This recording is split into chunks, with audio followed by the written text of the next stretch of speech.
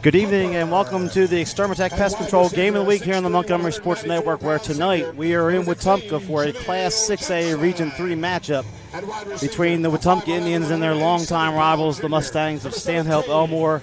Playoff implications along with region title implications on the line tonight here at Hohenberg Field. Before we start off the pregame show and get to the keys to tonight's games, we're going to take a moment here and get a few words from our sponsors.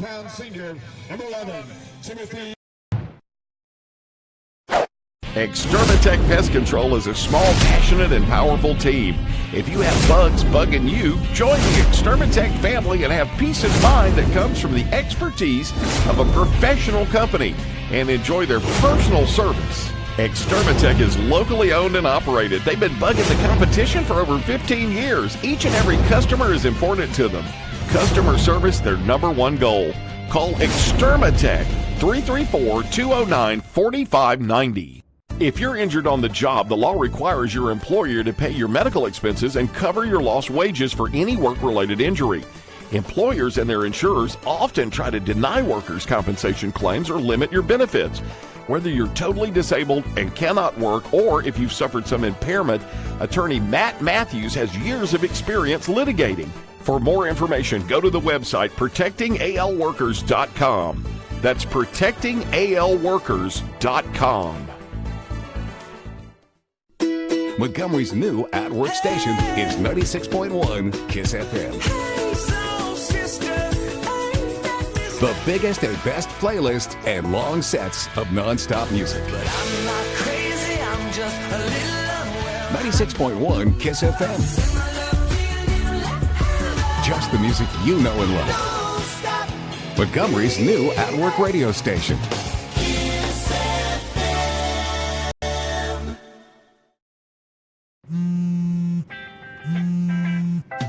Baby, you see, I cannot set you free. My lonely days are gone. That's why I'm never gonna let you go. Never gonna let you go. Babe, I'm never gonna let you go. No, never gonna let you go. Here you go. Thank you. Thank you. Never gonna let you go. Never gonna let you go. It was 1917. Charlie Chaplin appeared as the Little Tramp, Walt Disney graduated from high school, and Woodrow Wilson was reelected president. And in Montgomery, Chris's sold their very first hot dog. Move forward to the 1950s. Hank Williams was hanging out at Chris's. Up through the 70s and 80s, many stars and politicians discovered Montgomery's little secret. Jump ahead to the new millennium. Riverwalk Stadium, the alleyway, and the new downtown. It's now 100 years later, and Chris's is still serving their world-famous hot dogs at 138 Dexter Avenue. How long has it been since you've tasted the city's most famous hot dog? Make Chris's part of your family history. Still family-owned and operated, Chris's makes every hot dog and hamburger to order. Take Chris's to your next party or event. Call-in orders are welcome. Online at chrishotdogs.com and on Facebook. Chris's Famous Hot Dogs. Taste the tradition. Experience the history of the first country music superstar and see how Hank Williams transformed country music and sowed the seeds of what was to become American music. Visit the Hank Williams Museum, nestled in historic downtown Montgomery, Alabama. The Hank Williams Museum is one of the top tourist attractions in Alabama. Museum hours are 9 a.m. to 4:30 p.m. Monday through Friday, 10 to 4 on Saturday, and 1 to 4 on Sunday. And they offer group rates, AAA, and military discounts.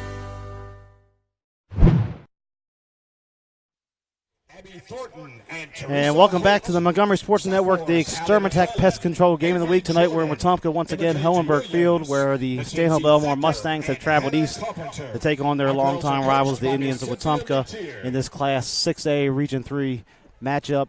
My name is Kane Young. I'm here with Joseph Sims from the BTW Magnet Program. Joseph, good to have you back here on the Montgomery Sports Network. Man, it's great to be back. I'm excited for tonight's game. So we got a huge 6A matchup, playoff implications on the line, home field advantage, a potential region championship, maybe down the road, still in the sights for potentially one of the teams here. So a lot at stake in this contest. We're expecting a big crowd. Crowd still filing in. Look behind us here. The parking lot's filled up. The sun is finally setting. Got to be a great night for high school football. Oh, man, it is a great night for high school football, like you said, and I'm interested to see how the weather will be affect in tonight, as it is really hot and really humid out here. You could see a lot of cramping happening, and especially we saw that in last week's game. So I'm interested to see how these players have prepared especially Wetumpka players coming into their second home game of the season. Yeah, that's something we'll get into here in a minute about the home games. But even though the calendar has flipped to October, it's really Hot-tober at this point. Temperature 102 in Montgomery area yesterday, 102 again today. Not any breeze at all. We're looking at the flags off to the end zone to the south of us here. They're not moving at all on either end of the stadium. So it's a very hot, humid night here in Wetumpka. So we'll take a moment here on the Montgomery Sports Network to thank our sponsors. Our title sponsor, once again, is Extermatech Pest Control. Locally owned and operated, Extermatech Pest Control is a small, passionate, and powerful team. Voted the best in Montgomery. If you have bugs bugging you, call Extermatech. They have been bugging the competition for 15 years. Call 334-209-4590. We'd also like to say thank you to attorney Matt Matthews of ProtectingAlabamaWorkers.com. Workers' compensation attorney Matt Matthews has many years of experience litigating workers' compensation cases in Alabama. If you are hurt on the job, he can help you get the benefits you deserve. Visit ProtectingAlabamaWorkers.com or call 334-721-4878. We'd also like to say thank you to the Hank Williams Museum located in downtown Montgomery. This 6,000 square foot museum is at 118 Commerce Street. You can take a step back in time and learn about the musical history and life of a Montgomery man who is known as the legendary singer and songwriter Hank Williams. Browse the large gift shop. Groups are always welcome at the Hank Williams Museum. We'd also like to say thank you once again to Chris's Famous Hot Dogs. Chris's is celebrating its 102nd year in business in the capital city. Located just down the street from the state capitol at 138 Dexter Avenue. Chris's also caters. Have Chris's Hot Dogs at your next meeting or event. Chris's Famous Hot Dogs, taste the tradition. Call orders in advance at 334-265-6850. And here is Joseph with the rest of our sponsors. We'd like to thank Midstate Burglar Bar and Ironworks. Midstate Burglar Bars and Ironworks is a locally owned and operated business. They've been in business since 1985 and serve Montgomery and the surrounding counties. Midstate builds and installs burglar bars, AC guards, hand railings, fencing, storm doors, and more. Make sure to check out the decorative handrails, a true work of art. Call Midstate at 334-313-9015. We'd also like to thank La Zona Rosa Mexican Cafe, located at 2838 Zelda Road, minutes from downtown Montgomery, as one of the area's finest Mexican restaurants. Check out their great build-your-own lunch and dinner selections and updated menus. Make La Zona Rosa your choice for authentic Tex-Mex and Slavonian cuisines. Open Monday through Saturday. Call 334-274-1153. We'd also like to thank Delta Printing and Sign Company. Delta Printing and Sign Company opened in 1979 and is still locally and family owned. As a second-generation business, they have stayed true to their roots. They get to know their customers and take pride in helping meet their printing needs and stay within their budget. Their goal is the same now as it is when they first opened, to provide a quality product at a competitive price, accompanied with exceptional customer service. So remember, no matter what it is, when you need signs, printing, direct mail, let Delta do it. Call 334-271-COPY. And our media partner, the stations of Blue Water Broadcasting, News Talk 93.1, Kiss FM 97.9 Jams, Bama Country 98.9, Yo 100.5, Classic Country The Possum 104.9 The Gump, and 107.1 The Vault. They are local folks helping local businesses. Call them today and let them help your business. 334-244-0961. And one other sponsor we'd like to thank, Mac the Camera Guy Photo Booths. Mac the Camera Guy. Visit MacTheCameraGuy.com for all your photo booth needs for weddings, corporate events, proms, birthdays. Mac the Camera Guy will get you hooked up. Visit his website at MacTheCameraGuy.com. We thank all of our sponsors here on the Montgomery Sports Network. We could not do it without them. Please support them. When you go see them, tell them that we sent you here from the Montgomery Sports Network, because they help us bring high school football to you each and every Friday night during this 2019 season. So we'll take a moment here and just a second look at our keys to the game. But getting into this contest, a lot at stake tonight here, Joseph, between Wetumpka and Stanhope Elmore. It's the 51st meeting between the two schools. The 50th is one that will go down in history as maybe one of the greatest games ever in the rivalry. We'll touch on that in a few moments. But Stanhope Elmore comes in here 2-0 in region play, tied with Opelika. Wetumpka 1-1, and for all intents and purposes, this is a must-win for Wetumpka if they want to have any shot of hosting a playoff game here again in 2019 like they did in 2017 and in 2018. Yeah, this is definitely a must-win for them. Coming in on 1-1 in region play, if they want to host the home game in the playoffs, they're going to have to win tonight, and that's huge. Home field advantage is a big thing, especially in high school sports. But Stanhope coming in at 2-0 in region play, if they win tonight, they're set to control their own destiny all throughout the rest of the season. They'll have the outright lead in the region, being tied with Opelika at 2-0. So this is a must-win game for Wetumpka, and obviously probably a must-win game for Stanhope if they want to have any shot of controlling. Yeah, Wetumpka lost to Opelika earlier by 1 point over in Opelika. Stanhope Elmore has Opelika on the schedule 2 weeks down the road. We'll have that game here for you in the Montgomery Sports Network. So for the Mustangs, they want to keep rolling here and stay on pace. They're coming in here 5-1, a very impressive record at this point. The only loss being to Prattville on the road. They've run off 4 straight wins, with 3 of those being on the road. They won last week on the last second field goal by their kicker, Dylan Presetti, to defeat Smith Station 20-17, a game they trailed by 14 at the half. So Mustangs coming here on a roll. Last week, Joseph, you called the Wetumpka-Prattville game. It was a game that Wetumpka was right there with Prattville, nip and tuck, and then the fourth quarter, Prattville started pulling away and was able to get some distance there and get that victory as the Indians come here with a 3-3 record. Yeah, Wetumpka really just didn't finish probably the way head coach Tim Perry wanted them to do. They were really neck and neck all throughout the first half. They had big plays. They had good opportunities, but I really just think their depth hit them. Taekwon Rawls went down with injury, a little questionable for this game. We don't know whether he will be out there or not. We did not see him warm up. That they did announce his name on the PA when they're announcing the starters. So a little iffy right there, a little questionable, but Wetumpka really just didn't finish last week probably the way they wanted to. They got away from their game plan a little bit, started trying to run some plays downfield that they probably weren't comfortable with, and Taekwon was running them, plus with him going down and Brandon Bowman coming in at quarterback. So head coach Tim Perry really wants probably them to finish tonight and stay true to who they are on the offense. So we'll take a moment here to look at our keys of the game. We'll start with the visiting Mustangs from Stanhope Elmore, who have made the short drive over Highway 14 here to Wetumpka from Millbrook. First key tonight for Stanhope Elmore, no big plays for that defense. They want to keep control of that Wetumpka offense. Yeah, no big plays on the defense, and the Wetumpka offense is known for their big plays, and Stanhope has a strong defense, and they play a lot of man coverage, which allows for a lot of picks. T.J. Jackson, I believe, has 5 interceptions on the year. Dylan Davis, great middle linebacker there in the middle of that defense. But they're going to have to limit the big play, so that means just mixing up your coverages a little bit instead of just going all-out man. But it's going to be a hard matchup tonight, whoever's at quarterback. And second key for the Mustangs, we'll look at controlling the line of scrimmage on both sides of the football. Coach Bradford traditionally likes to run the football. He has a good running back in Trey Duncan, and we expect to see a heavy dose of him tonight on the offensive side of the football. Yeah, you definitely want to control the line of scrimmage and maybe control the clock all throughout this game, win the possession battle, and the time of possession especially.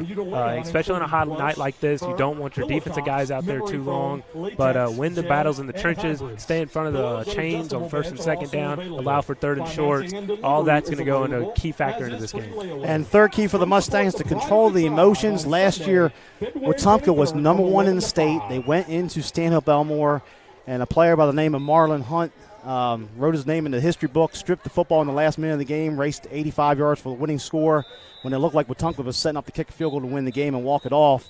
It's an emotional game, and both these teams know each other. They played each other in Little League growing up, middle school, junior high ball, so those Stanhope's really going to have to control their emotions on the road tonight in a hostile environment. Especially in a hostile environment. I'm glad you mentioned that. You don't want to get any boneheaded penalties on defense or offense. Just stay to who you are and play your own game. It's going to get hot out there, and that rages emotions all throughout the game. So Bradford, head coach Bradford, is really going to talk about that, especially throughout the whole game on the offensive side of football. And for the homestanding Wetumpka Indians, led by head coach Tim Perry, first key tonight, turnovers. Turnover bug was a major problem last week against Prattville for the Indians. Yeah, Wetumpka had 4 turnovers in the second half alone last week against Prattville, so they're really going to have to cut down on that. And not only turnovers on offense, they got to create more turnovers on defense. They have a stagnant offense. Their offense had a lot of chances to score last week.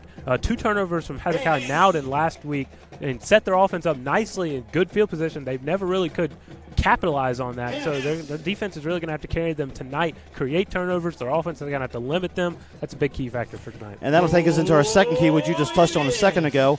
Field position for Wetumpka. They had some field position advantages last week early against Prattville, but were unable to cash in some of those opportunities. Yeah, and we said earlier that they were neck and neck in the first half. It was 13-14 going into halftime. Wetumpka was just down by 1 point. And partly because of their defense scored a touchdown. I mentioned Hezekiah Nowden. He had a fumble recovered for a touchdown. Their offense only scored 7 points in that whole game. They've really got to take advantage of great field position. They had one field drive start inside the 20 and didn't come up with no points. Another at the 45 didn't come up with no points. You got to do better when you're having this great field position. It's a big factor in this game. And third key for Wetumpka, same one for Stanhope Elmore. Control the emotions. The revenge factor is there tonight for Wetumpka. They've lost their first home game of the season last week to Prattville, so there's a lot of motivation there. But again, the emotional roller coaster of this contest, they can't let that get the best of them, especially with what's at stake tonight in terms of playoff implications. And I said earlier that Stanhope needed to limit their penalties. Well, Wetumpka really needs to limit their penalties. They had multiple personal foul penalties, offside penalties, false starts, all throughout the game last week. And you can't just have those boneheaded penalties, especially personal foul. You get 2 of those and you're out of the game.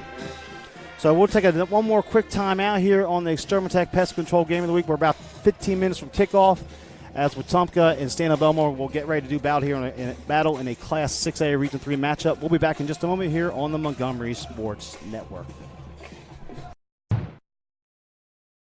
Experience the history of the first country music superstar and see how Hank Williams transformed country music and sowed the seeds of what was to become American music. Visit the Hank Williams Museum, nestled in historic downtown Montgomery, Alabama. The Hank Williams Museum is one of the top tourist attractions in Alabama. Museum hours are 9 a.m. to 4:30 p.m. Monday through Friday, 10 to 4 on Saturday, and 1 to 4 on Sunday. And they offer group rates, AAA, and military discounts. I had a dream, a beautiful dream. I couldn't believe how real it seemed. Up on stage, in a field of green, on the winding river, and a song you'll sing. When I wake up, I'll see you here in Montgomery, where dreams come true. Can I tell you a cat joke? Just kidding.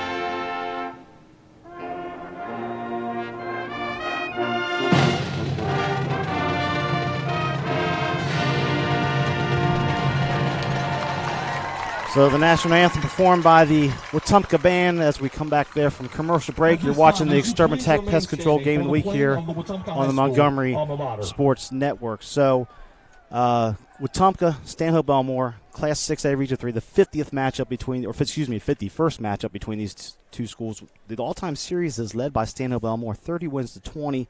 Wetumpka has won 9 of the last 13. They won 3 in a row until last year. Wetumpka went into Foshee Henderson Stadium, could never really get control of that game. It was back and forth, and at the last moment, it looked like they were going to win that game in the last minute of the contest, and Marlon Hunt basically ripped a screen pass away from the Wetumpka receiver and raced 85 yards for the winning score, and it picked up and basically created a three-way tie in the region between Opelika, Stanhope Elmore, and Wetumpka.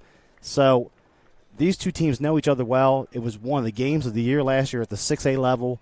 We expect the same thing tonight here between these two teams. Yeah, especially with Wetumpka coming in here, they've got to have that loss last year on their mind. And I know head coach Tim Perry's probably talking about it, saying, remember last year? That's probably going to drive them this year, especially coming in at the home crowd. They're trying to get their first home win of the season, and it'd be nothing sweet to get it against Stanhope Elmore after they lost last year.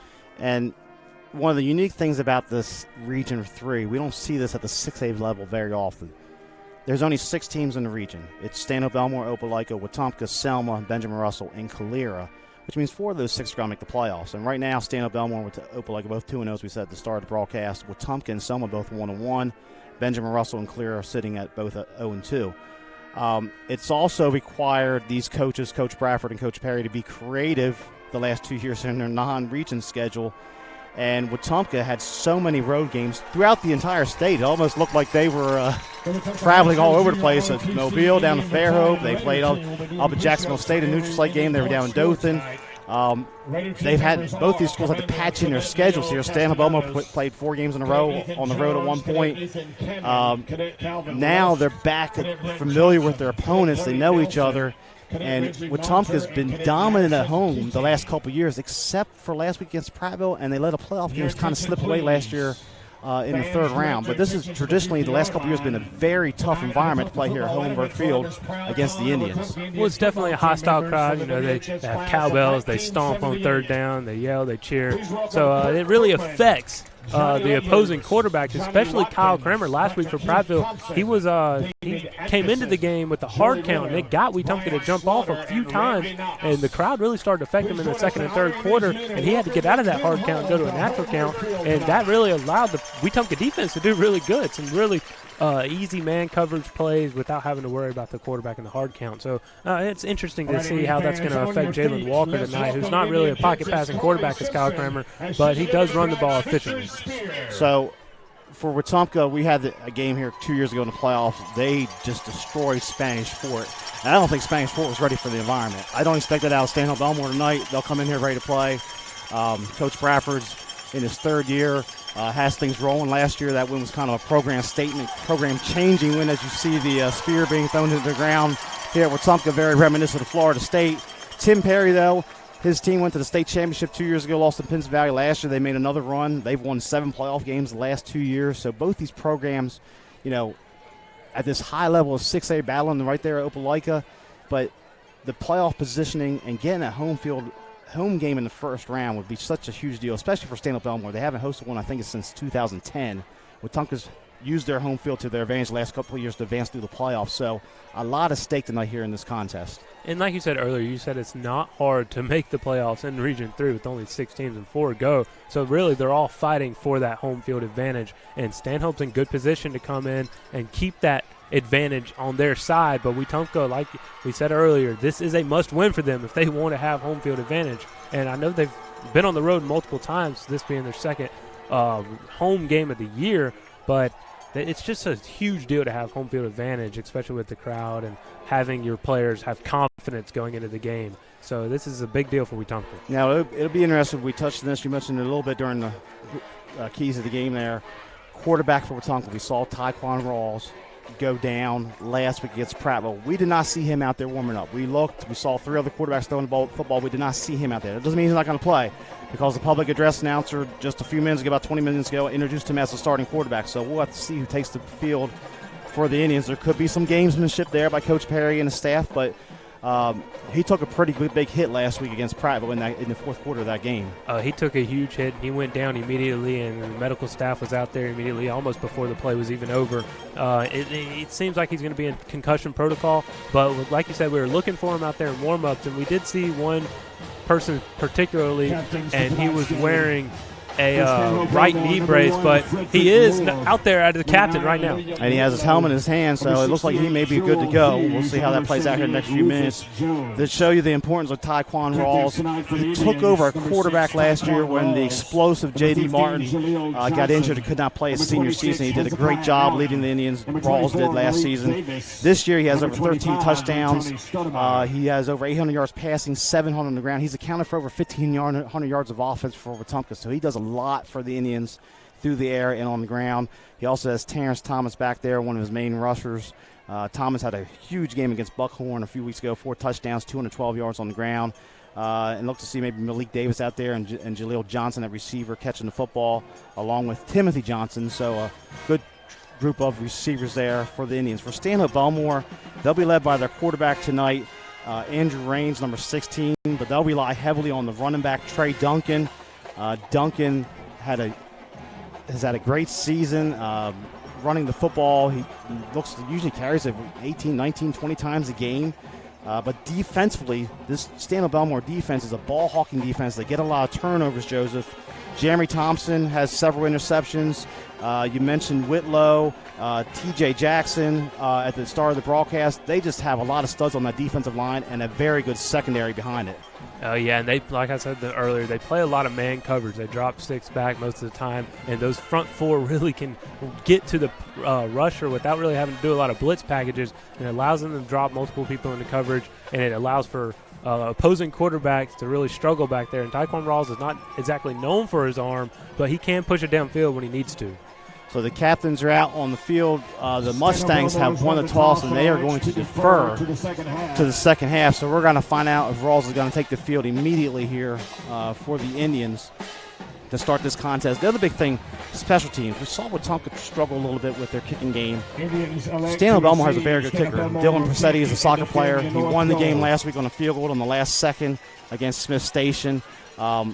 He has the ability to put the ball in the end zone on kickoffs. The kicking game, special teams, we haven't mentioned a whole lot, but that can be a huge advantage tonight potentially for Stanhope Elmore. Right, and you see a lot of kickers and punters wearing shirts. Kickers are people too. A lot of fans seem to forget about kickers except when they mess up, and that's usually when they get recognized, sadly. But kickers are people too, and they can make a huge difference in any type of game. And it's good to have the confidence in your kicker that Coach Bradford does to send his field goal unit out if they're struggling inside the red zone or not. And the teams have entered the field here in Wetumpka as we're getting ready for the Extermatech Pest Control Game of the Week. We're watching the Montgomery Sports Network as both teams take the field here. Good evening for football. The sun is finally going down and started to cool down. Going to be in the 80s here, kickoff after it's been up around 101, 102 this afternoon. High 80s, and it'll get down maybe into the low 80s, high 70s tonight, but absolutely no breeze at this point here. We're on top of the home stands on the Wetumpka side of the field. No breeze at all. We're looking at the flags off to our left in the south end zone here at Hohenberg Field, and they are not moving one bit as the teams have come out here and get ready to kick this off.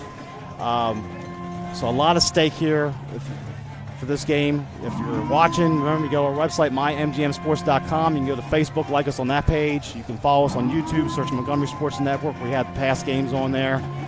We have highlights on there. You can follow us on Twitter at mymgmsports. So a lot of avenues for you to follow us here this evening. Next week we will be in Marbury to see Jemison take on Marbury, and then 2 weeks we'll be back over at Millbrook for the first time this year as Opelika will take on Stanhope Elmore. But first things first, this Class 6A Region 3 rivalry, the 51st meeting between these two schools about to get underway here, and the crowd's still gathering in. Home side filling up pretty nicely. The visitors from Millbrook, we're looking over here off to our left at the gate. Still a lot of people filing in over here to our left, and the parking lot's behind us filling up here as we get ready to kick this thing off. My name is Kane Young. I'm here with Joseph Sims again. Joseph's joining us from the BTW broadcast in Montgomery, BTW Magnet School. He covers a lot of Robert E. Lee games down at Crampton Bowl. It's nice of him to drop down to the 6A level here from his 7A perch in the friendly confines of the state-of-the-art press box at Crampton Bowl. But we're going to get ready to kick it off. Pressetti's going to kick it off for Mustangs. Terrence Thomas standing at about his 5-yard line for Wetumpka, along with Brandon Bowman back deep, and Malik Davis. And the Extermatech Pest Control Game of the Week is underway. They're going to pooch it short, and it's caught by one of the linemen, so a quick surprise. There's a flag on the play on the far side. Looks like it's going to be offsides against Stanhope Elmore on the kickoff, but a little trickeration there from Coach Bradford and the Mustangs trying to catch Wetumpka off guard, but a good job recognizing that, and we'll see if they have a re-kick here. Well, calling those trick plays like that, those onside kicks to start off games or start off second halves, you're only going to get credit for it if it works. If it doesn't work, everyone's going to look at you and say, what? But he definitely tried it right there, and it almost worked, but it's kind of offsides, a little lucky right there to get a re-kick. Heads up play by Aiden Grayson getting on the football, big number 74. Now the line moves in for Wetumpka, crowding there in the middle as Presetti will line it up again, number 13 for the Mustangs. The very good kicker won the game last week against Smith Station on the last second field goal. This time he's going to kick it deep. And Davis camps under it at the 10-yard line, works towards the middle of the field, sidesteps one defender, has some room across the 30, still going, will cross the 35, and finally driven out of bounds over there near the medical tent, out about the 37-yard line. So a nice return for Wetumpka, although I think they would have rather had the ball at the midfield there on the previous catch on the offside. Nevertheless, the Indians will start out, and it looks like Tyquan Rawls is making his way out onto the field for the Indians. And if I'm an Indians fan and I see Tyquan Rawls run out onto the field like he has, I'm definitely excited. I'm happy for him. He took the big hit last week, and he's definitely back to the start of this drive. So a traditional spread look to start out here. 4 receivers for the Indians. Rawls going to look to put it up. First play, he's under heavy pressure. It opens up in parts like the Red Sea for him. He's going to try to suck it and run across the 40, and he's going to move and have a first down, 11 yards for Tyquan Rawls on the first carry of the game. And it's a first down for the Indians as they move out to the 48-yard line. Parts like the Red Sea, and Stanhope's wearing the red uniforms. Good call right there. Tyquan Rawls moving well in the pocket. Doesn't seem to be injured at all. Nobody was open deep, but no spy on the quarterback. He gives an easy running lane. Receivers for Wetumpka: Timothy Johnson, number 11, Jaleel Johnson, 15, Malik Davis, 24, Terrence Thomas in the backfield, a running back with Rawls as they go trips to the near side. Now they'll look to the sideline here. Play clock's down to 5. They're going to have to hurry up. Stanhope's adjusts his defense. They walk a safety up at the last second. They're going to throw it out here complete. That's Jaleel Johnson. Sidesteps to one defender, and he picks up positive yardage across midfield down to the Mustang 47-yard line. So a nice pitch and catch for 5 yards there to Jaleel Johnson.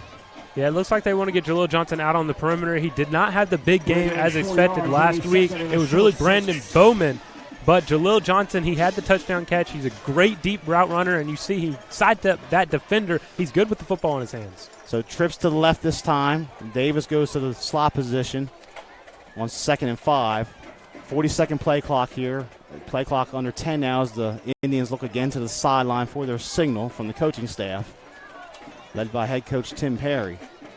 Rawls going to look to put it in the air. And he throws it, and his receiver was not ready. It might look like an RPO that kind of went awry there as he was trying to hit Malik Davis. It was a good throw. It hit him right in the numbers, but Davis never had his head turned around looking for the football. I don't think Davis thought that was an RPO. I think that was going to be Terrence Thomas all the way in Davis's head. But great throw from Tyquan Rawls. Good read as well. That would have been a first down had Davis been looking. So it brings up the first 3rd down situation of the contest. 3rd and 5 here at the Mustang 47 for Wetumpka. 10:49 left here, first quarter on the Extermatech Pest Control game of the week. They'll empty the backfield here on 3rd down. Now Thomas will go in motion. They're going to pull it here. Rawls straight up the middle, spins his way across the 45 to about the 44. He's going to be short of the first down, but it's going to bring up 4th down and very short in decision time here for Coach Perry, and the Indians look like they're going to go for it here on 4th down as they're running in a heavy set. I agree with this call to go for it. You're on your own side. I honestly just throw it up. And if they intercept it, it's just like a punt. If they don't, then it's not terrible starting field position for your defense either. Looks like Thomas is going to take the snap here in the backfield. 4th down and 2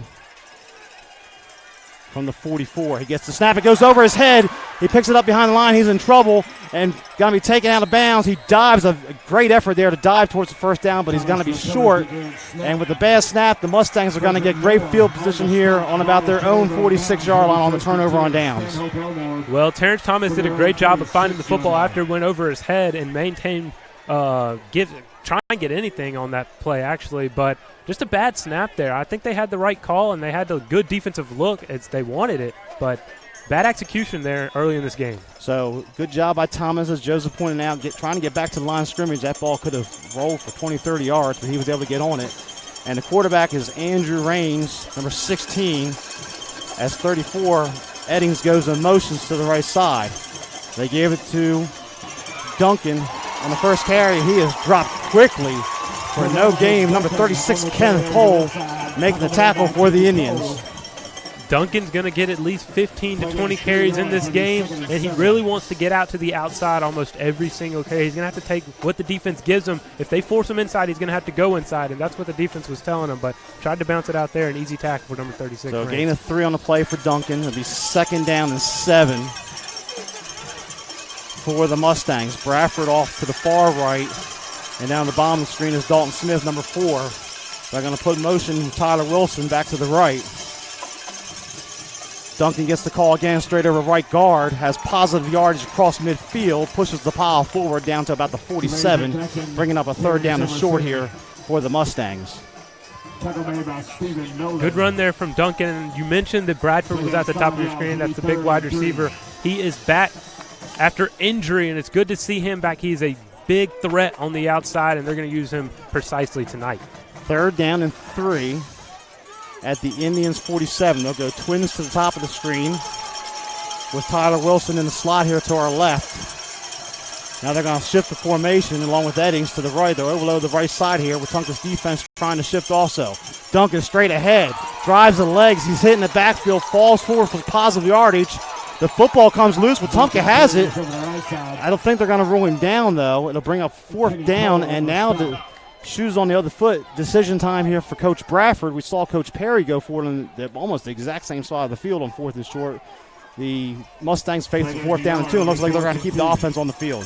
Yeah, why not? I mean, big region game, big calls. Give it to Duncan again. See what he can do on 4th down. 4th and 2. Wetumpka's defense trying to get lined up here. They got twins to the near side.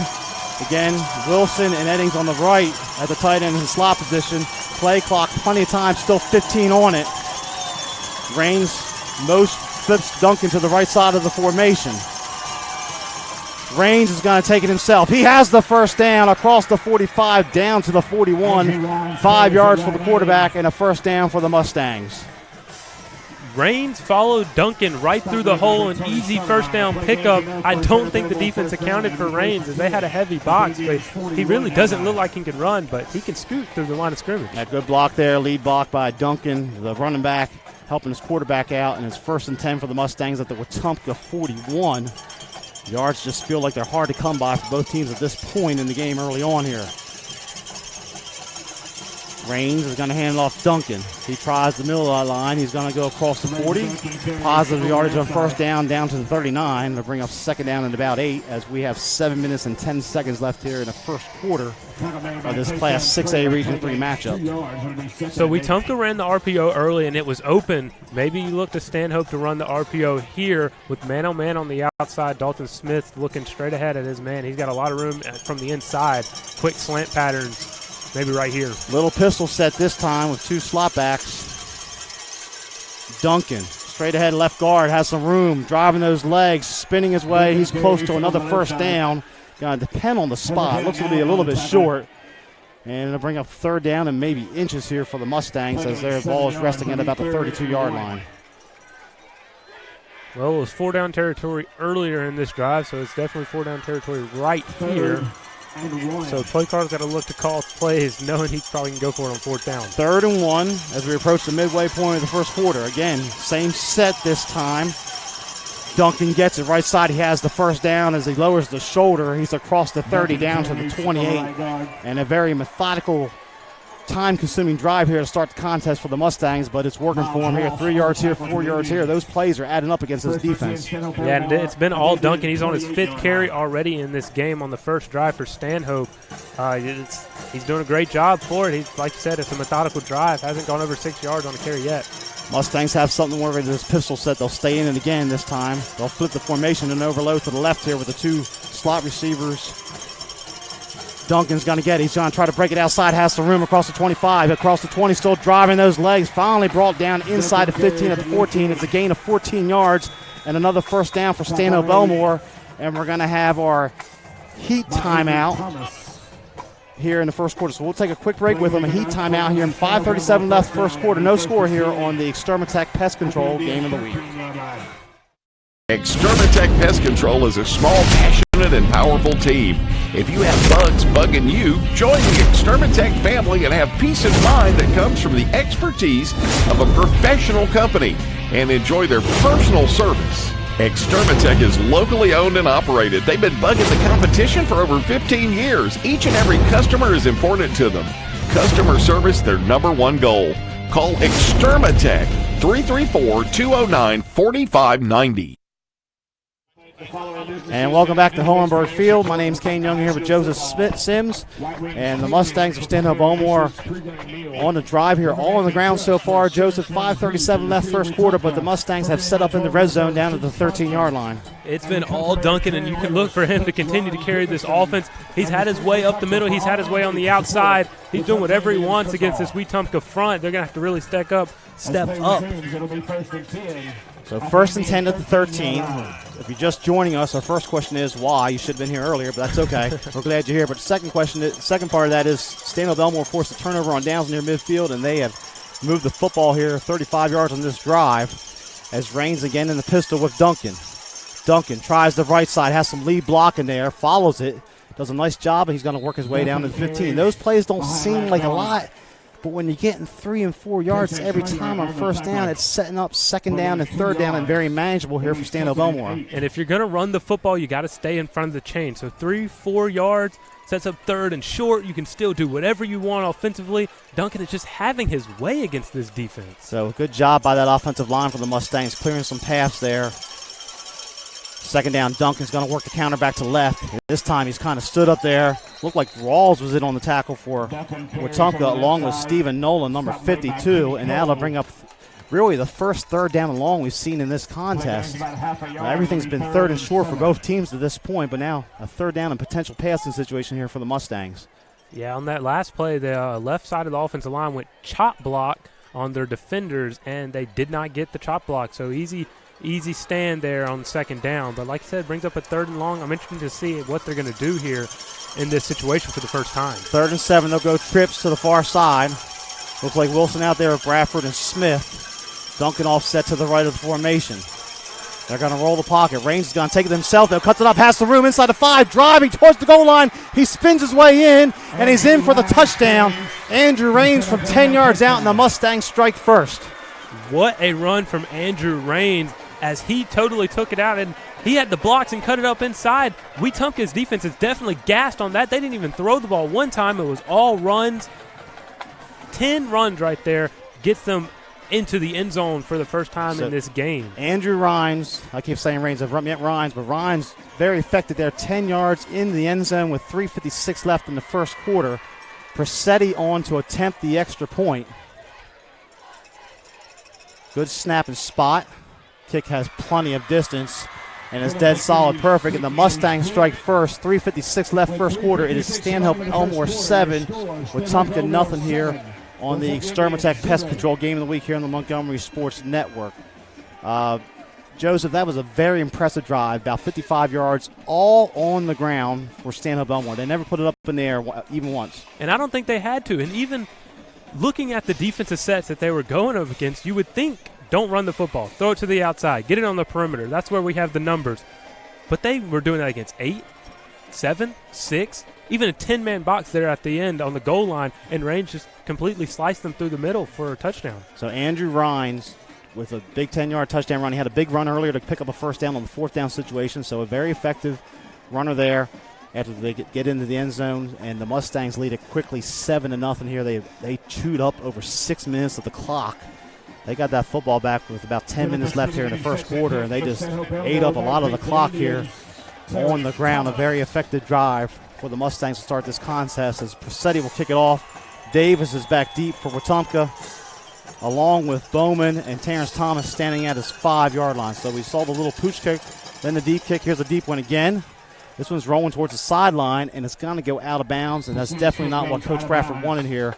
It'll be decent field position for Wetumpka to start out. They'll move it out here to the 35-yard line. And going back to that first drive where they took over 6 minutes of clock and then ended up scoring the touchdown, exactly what you want to do, all on the ground, that puts the Wetumpka defense in a bad situation that they don't want to be in. They really haven't finished all year. They didn't finish last week against Prattville. And if you go up on them in the first quarter, first half, it's going to be hard for them to come back, especially with the way they run their offense in Taekwon Rawls. Well, this is interesting. Looks like Coach Perry's going to make them re-kick. Not a bad strategy. You just had a team run down the field. They got to run all the way back and do it again. But I'm sure Coach Perry feels that he can get his playmakers here in space and maybe an opportunity to break one against this Mustang return team with Terrence Thomas back there and Bowman and Malik Davis. He has some guys that have a lot of ability standing back there at about the 15 and 10-yard line. Well, another thing to think about is that the kicker here has a huge leg, and he might outkick his coverage. The ball doesn't go very high off the ground, so his coverage has got to get down there pretty quick, and that gives those return guys plenty of time to think about what they're going to do before they take off. So Presetti will tee it up again, this time from the 35-yard line. And this one's going to kick deep. It's going to go over the head of Terrence Thomas, and look at that. It's going to be a touchback back to the 20-yard line. So Wetumpka's going to lose 15 yards of field position in that exchange. So such an effective weapon. When you have a kicker, we say this every week here on the Montgomery Sports Network. We see some teams that have kickers, some teams that don't have very good kickers. But to be able to put that ball in the end zone and make your opponent go 80 yards every time is just such an effective weapon. We see Montgomery Catholic do that a few weeks ago. It's just something. Prattville has it, and obviously Stanhope Elmore has it. And you don't see it a lot in high school football. It's hard to find. So empty the backfield for the moment here for the Indians. Rawls a quarterback. He handed off to Thomas on the little pop pass here, and he is drilled behind the line of scrimmage there quickly by the Mustang defense, as it was number 17 making the hit. Williams for the Mustangs. A loss of 3 for Thomas. It'll bring up 2nd and long here for the Indians. Terrence Thomas there with his second carry of the game. It's interesting that they haven't gone to him as much as they did last week. He is such an effective runner on the outside. So it's traditional spread look this time. Rawls going to look to put it in the air. He throws to the left over there, and breaking on the football for the Mustangs, almost an interception. Great coverage out there that time. Looked like it was number 11 for the Mustangs. That was Ja'Cory Williams making a play, and now it's 3rd down and 13. So Taekwon Rawls' second pass of the game. Another incompletion. At least his receiver was looking towards it this time. Mustang defense very quick, a very good defensive line. They got a secondary that can fly to the football, as evidenced by some of the numbers their defense has put up against their opponents this season. 3rd and 13. Rawls going to look to air it out again. Forced out of the pocket. Comes near side here, throws late. It goes incomplete. And Thomas took a big hit there on the incompletion. It'll bring up 4th down. And now a flag comes in late. Well after the play there. It's going to be probably a personal foul of some sort on Stanhope Elmore. There's a late flag on the play. Brandon, well, Rawls was actually rolling out. He had pressure on him from William Whitlow. I don't know. That's a flag. It was thrown really late. Well after the play, the Wetumpka bench wanted a late hit there. The pass was kind of one hop. It was incomplete. Even if Thomas could come up with it, he was not going to have the first down. Still don't have the call yet from the head official. I really don't think. And he's pointing towards, he's given a personal foul targeting against Stanhope Elmore as the call. So it is a targeting call, They're going to march this off, and it'll be a much-needed first down for Wetumpka. I'm not sure the head official realizes he's pointing towards the visitor side when he faces the crowd, but that's okay. We'll maybe get that corrected later. But still don't have a spot. The chains have not moved yet. So what was a rapidly played first 8 minutes of the game is kind of slowed down here. Under 4.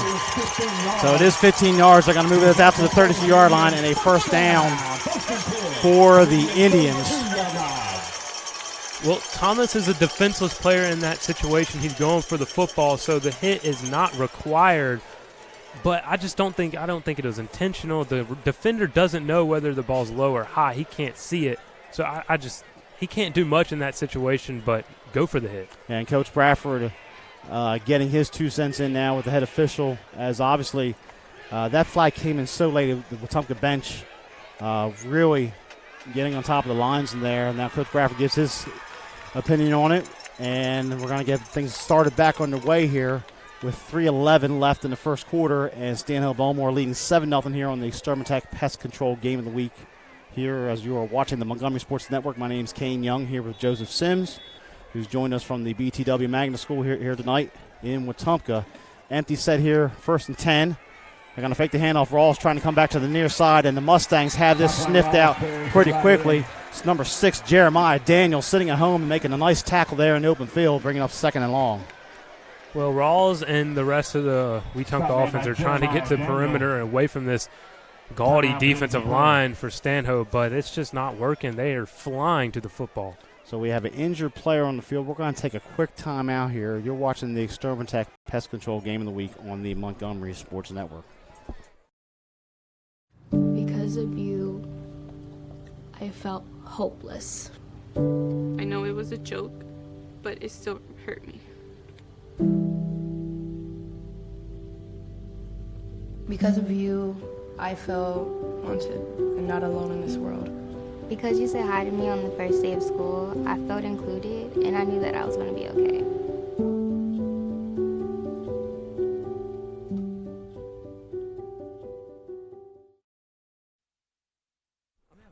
And we're back here at Hohenberg Field. 2:56 remaining first quarter. Still tending to the injured player down there for Wetumpka. We have not seen a number as the training staff is out there, as both teams have taken a knee on each sideline. If you're just joining us, Wetumpka received the opening kickoff, faced a 4th down and about 2 from the Stanhope Elmore 45-yard line, and the errant snap caused them not to get the first down. And then the Mustangs just put the ball on the ground between Andrew Rhines running from the quarterback position and Trey Duncan from the running back position, and marched 55 yards for the opening score to take what is the 7-0 lead at this point.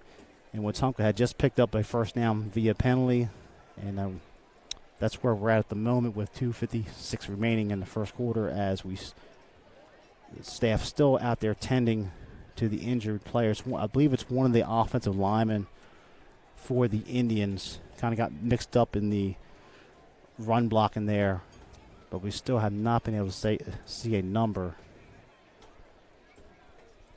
on this hot and humid night. So we're going to take another quick timeout. We'll be back in just a moment here on the Montgomery Sports Network. If you're injured on the job, the law requires your employer to pay your medical expenses and cover your lost wages for any work-related injury. Employers and their insurers often try to deny workers' compensation claims or limit your benefits. Whether you're totally disabled and cannot work, or if you've suffered some impairment, attorney Matt Matthews has years of experience litigating. For more information, go to the website protectingalworkers.com. That's protectingalworkers.com.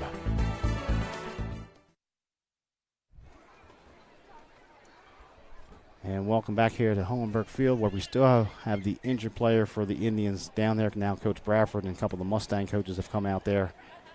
Try to see. We're getting ready to sit up. We still don't have a number. We'll try to get that for you here in a second, as the crowd just kind of sitting contently as the player for Wetumpka is able to sit up now for the moment. Reminder, you're watching the Montgomery Sports Network here, the Extermatech Pest Control Game of the Week. Next week we will move into Autauga County, as the Bulldogs of Marbury will take on Jemison, the Panthers out of Chilton County. That'll be a 5A game that'll have a lot of playoff implications next week. And then 2 weeks we'll be over in Millbrook at Foshee Henderson Stadium, where Stanhope Elmore will play host to Opelika. And it will be a huge Region 3 6A contest, and a big ovation here from both sides as the Indians, I still haven't been able to get a number. I think it's 51 maybe. I hate to speculate until I get a full shot. 53. 53, that is Alexander Wallace. Okay, he's able to walk off very gingerly, but he's able to walk off with the help of his coaches, so that is good to see. One of the starting offensive linemen there for the Indians, as he'll work his way over here towards the medical tent that every team seems to have now at the large school classification. I don't know how many small schools have them, but a lot of large schools start to have them. That University of Alabama started a couple of years ago, so hopefully someone got a good patent on that and made a lot of money for them. But nevertheless, it'll be 2nd down and 11 here for the Indians as we get back to live action. Clock is wound into play. It's moving now as we approach 2:50 left. Second quarter. 2 receivers to each side here for the Indians. Thomas, the running back, offset to the left. Rawls going to look to throw. Comes near side here. Is deflected away. And that was number 6 again, Jeremiah Daniel, getting his hand on the football as he was trying to hit Bowman on the deep out route and to bring up 3rd down and long for Wetumpka. And Rawls has just got to understand these defenders are flying to the football. They're going to try and pick it off. If you get that ball a little height, Bowman can catch that and make a sideline catch. But he tried to hit him in stride and give him a little running room. But sometimes you just got to take what you're given, and that is just the little out and put it high so his receiver has the only opportunity to catch the football. So 3rd down and 11. 4-man front for the Mustangs. They're just going to rush 4. Rawls steps up, escapes one wave of defenders, and he moves across the 35 for positive yardage after the 37. Picks up about 5, but he's going to be well short of the first down in a punting situation for Wetumpka. So far, the only offense for Wetumpka is when the play breaks down and Rawls scrambles out of the pocket for some yardage. Everything that's been called really hasn't been working. Great defensive scheme for Stanhope so far. So a 4th down for Wetumpka punting. Looks like number 25, Carter Harrison back deep. Grindle will punt it for Wetumpka. Nice kick. Gets out of there. Oh, it's fumbled. It's loose. And Wetumpka just got the big break that they needed down at the 25-yard line. Joseph, we said it in the keys to the game, turnovers. Wetumpka doesn't need them. They also got to force one. And here we are, Johnny on the spot for the Indians. Going to be 1st and 10 at the 25-yard line for the Indians. Well, we talked about limiting and creating turnovers. They create the first turnover of the game, but we also talked about taking advantage of field position. They got great field position right here, set up nicely right at the 26. They're going to have to capitalize if they want to stay in this game. And with this stadium was dead, Wetumpka had been shut down a couple times. They had the injured player. The Mustangs kind of went right down the field. And you just felt there was no momentum here. Now the homestands have come to the life with 1:47 left in the first quarter. This time Thomas lines up behind Rawls. Rawls going to look to throw on 1st down. Has some time. Now he's forced out of the pocket. Throws it late over here. Trying to hit number 11, Timothy Johnson, incomplete. Great coverage downfield by the Mustang secondary. And it looks like a lot of zone being played back there here in the early going by Stanhope Elmore. Well, that was definitely good coverage downfield, but Brandon Bowman was wide open in the end zone. Tyquan Rawls went up to Bowman in the slot and whispered something in his ear right before the snap. It's interesting to know what he said. I don't know what it was, but Brandon Bowman was open in the back of the end zone, and Tyquan Rawls had pressure on him, never really got to see him. If a good line right there, that's another injury on the offensive line. If that player maybe been in, maybe it would have affected the play, but Rawls just had pressure on him even when he had open receivers. 2nd and 10. And now we got a timeout taken by, delay game, excuse me. They did not get the playoff, delay a game. So 5-yard penalty against the Indians. They're going to march this back to about the 31-yard line here, bring up 2nd and 15. And they'll run the clock again, 1:35, clock's moving. Well, it looks like they got the same defensive coverage right here on that last play. Maybe they go back to the same play that was working for them, or at least had it open for them with Tyquan Rawls and Brandon Bowman connecting in the end zone. Play clock down to 7 seconds. They're going to have to hurry again. Rawls looking. Boy, he's under heavy pressure. Can he get outside? He's going to tuck it, but the Mustang defense closes. What pursuit over there by the Stanhope Elmore defense, led by number 1, Frederick Moore, coming up from the cornerback position. Looked like Rawls was going to be able to scamper for maybe 10 yards, but that secondary closed quickly. Well, Tyquan Rawls was dancing in the backfield. He reversed his field multiple times, but there was just nothing downfield, absolutely nothing. He had pressure in his face from the get-go, and Tyquan Rawls is just under heavy pressure. He can't get anything done in that backfield. That defensive line for the Mustangs, Jackson, Whitlow, Motley, and company doing a job right now on 3rd and 15. They're going to throw a little screen pass here that's complete to number 17, Bowman. Bowman's going to get a couple yards inside the 30, not much. It'll bring up 4th down and about 13 from the 29-yard line. The Indians do not have to run another play as we're under 30 seconds left here in the first quarter, so it'll give Coach Perry a decision to go for it. The field goal would be 46, 47 yards from this spot, so Indians are going to let the clock run out. That's going to take us to triple zeros here on the end of the first quarter on the Extermatech Pest Control Game of the Week. It is Stanhope Elmore 7, Wetumpka nothing. We'll be back in just a moment. Extermatech Pest Control is a small, passionate, and powerful team. If you have bugs bugging you, join the Extermatech family and have peace of mind that comes from the expertise of a professional company and enjoy their personal service. Extermatech is locally owned and operated. They've been bugging the competition for over 15 years. Each and every customer is important to them. Customer service, their #1 goal. Call Extermatech 334-209-4590. La Zona Rosa Hillwood Mexican Cafe, located on Zelda Road, minutes from downtown Montgomery, is one of the area's finest Mexican restaurants.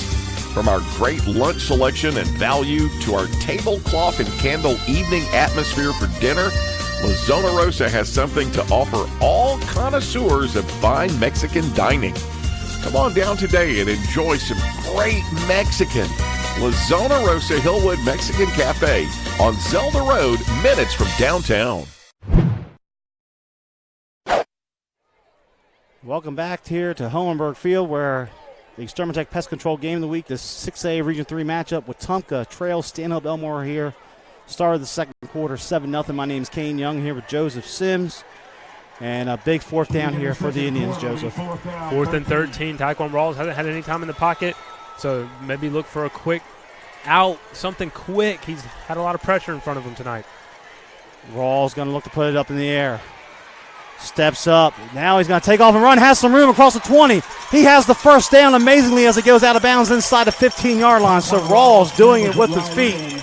Picks up 17 and a much-needed first down for Wetumpka as they move into the red zone. The only offense working for Wetumpka is when it breaks down, they might want to go to maybe a scramble out so that they can get him on the perimeter from the get-go. But Taekwon Rawls taking advantage of man coverage there. No QB spy.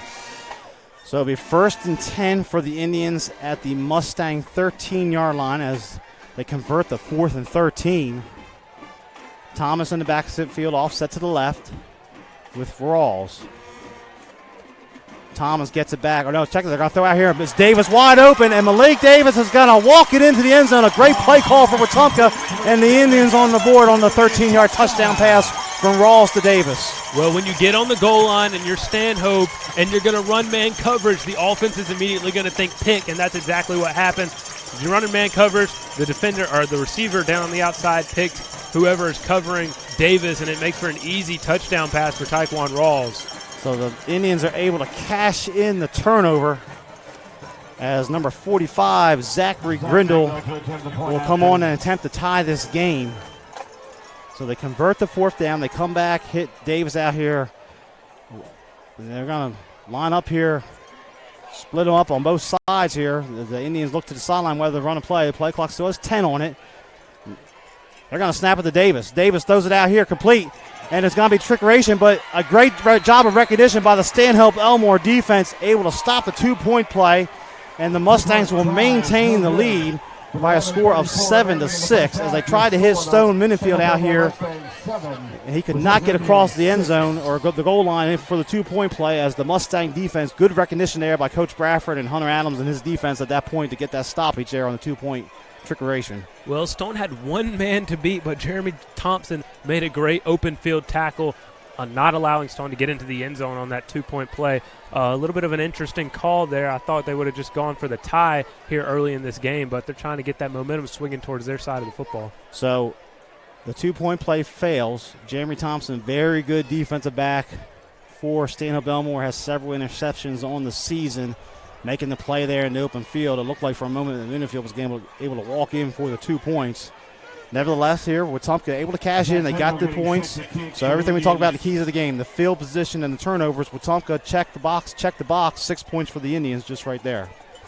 So Stanhope's going to get the ball for the second time in this game, and they used a lot of clock in the first quarter. It's interesting to see what they do here in the second quarter, whether they stay with the ground game or try a little bit of something different. But the saying is, if it ain't broke, don't fix it. Or if it ain't broke, leave it alone, something like that. So it's Grindle will kick it off. They got to kick it deep. A nice kick there. Very effective. Look at that. Get in the end zone. Nice job by Grindle. And the Mustangs will have to start on their own 20 this time. So reset here with Wetumpka. Here we are, 11:34 left, second quarter. But Stanhope Elmore has only had the football one time. They had the muff punt that led to the score there for Wetumpka. Give the Indians credit for converting the fourth down and then able to execute the play there on the pass to Davis. And it's 7-6 in favor of Stanhope Elmore. We saw a steady diet of Trey Duncan last time. I would expect a lot of the same here until it gets stopped at this point. Well, it's been all Duncan and Ryan, so probably the same. I tried to say the same. I'm not going to try again, but I think everyone gets what I was trying to say. We're going to move Wilson in motion. Duncan gets it left side. This time the Wetumpka defense has him stood up, and he's barely going to make it back to the line of scrimmage. That's by far the best run defensive play so far tonight here for Wetumpka. Well, Duncan does a good job of setting up his blocks, maneuvering his offensive line and staying behind them, but that way the defensive line just played it great. Looks like Wetumpka's walked another player up into the box. They're playing the one deep safety in the middle. They got 8 in the box now on the 2nd and 10 play. Duncan tries that left side. He's going to fall forward across the 20 to about the 22. Just a gain of 2. And really, for the first time tonight, we see Stanhope Elmore well behind the sticks here on third down. That's not what they want to do. They want to stay in front of the chains, have third and short options where they can continue to run the ball with Duncan and not put their young quarterback in a situation that he wants to be in. Going with the 2 receivers to each side, the traditional spread look here. Bradford at the bottom of the screen with Wilson in the slot here on the near side. It's Eddings and Smith up to the top of the screen. Rhines looking to throw. Throws late. One hops over there, incomplete. It'll bring up fourth down. Good pressure by the Wetumpka defense and a punting situation for Stanhope Elmore. Well, they get behind the chains and they have a 3rd and 9 situation. And the first pass of the game for Stanhope goes one hop to his intended receiver. Trying to hit Smith out there. Falls incomplete. Fourth down. And Persetti will be on the punt. Malik Davis standing just across midfield for the Indians. 10:20 left. Second quarter. Stanhope Elmore 7, Wetumpka 6.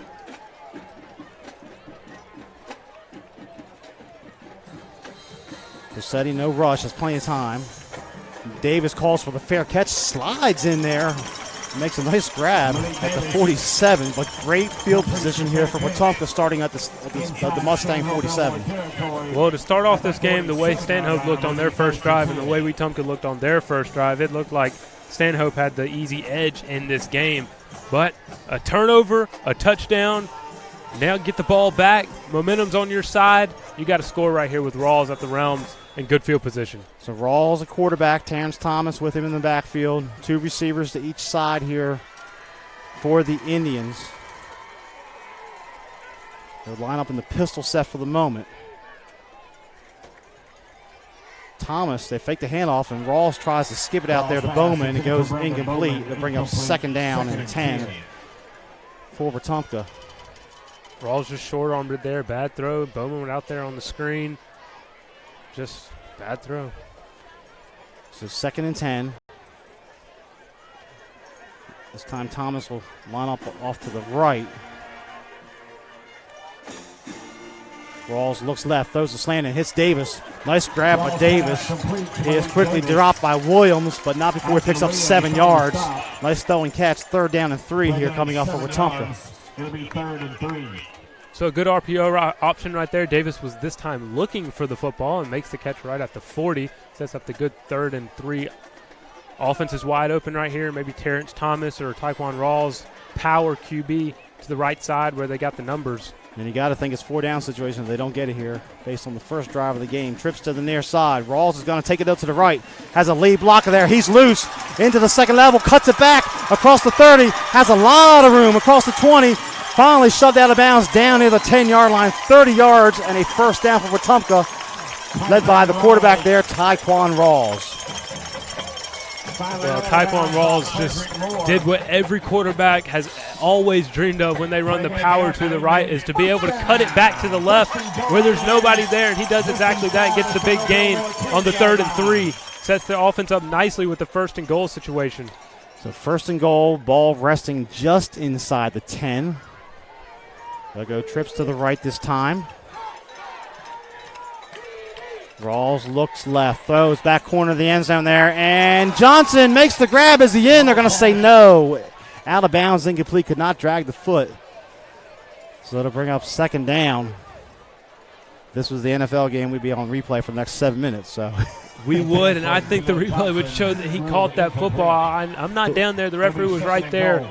But initially it looked like his feet were in bounds. Maybe a problem with controlling the football through the ground, but I think his feet were in. So second down and 10. It was a nice throw, though, by Rawls. It Put was it a where only nice his throw. player could catch the football. He was either going to come down with it for 6 or it was going to be incomplete here in second down. Now they're shifting the formation late. They're moving Jaleel Johnson to the right. Tyrus Thomas avoids one man in the backfield, spins across the 10 for a yard or two, and that's it. And it's third down and long. Third down and about 8 in this goal-to-go situation for Wetumpka. So third and goal after the big Taekwon Rawls run. I think you go back to the power to the right side and see what Rawls can do. It's been all Rawls so far on this offense. Nobody really made a big play. Terrence Thomas has been shut up the middle. So you're going to get a timeout here. Talk about it for a little bit. So Wetumpka takes a timeout. We'll take a quick one with them. You're watching the Extermatech Pest Control Game of the Week. It's Stanhope Elmore 7, Wetumpka 6. Your attention, please. You need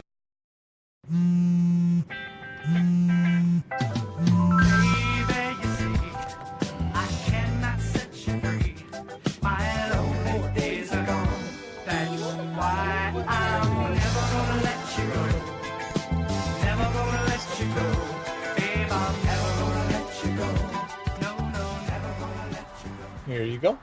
Thank you. Thank you.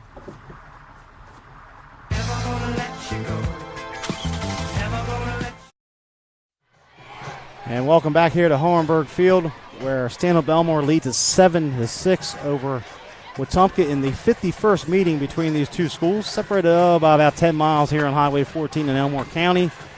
And it's third down and goal here for Wetumpka. Ball resting just inside the 9-yard line. My name's Kane Young. I'm here with Joseph Sims. 8:43 left the second quarter. Big play here for Wetumpka. Yeah, and you got to think it's maybe 4-down territory right here at the goal line if they don't get it on this 3rd and 9 situation.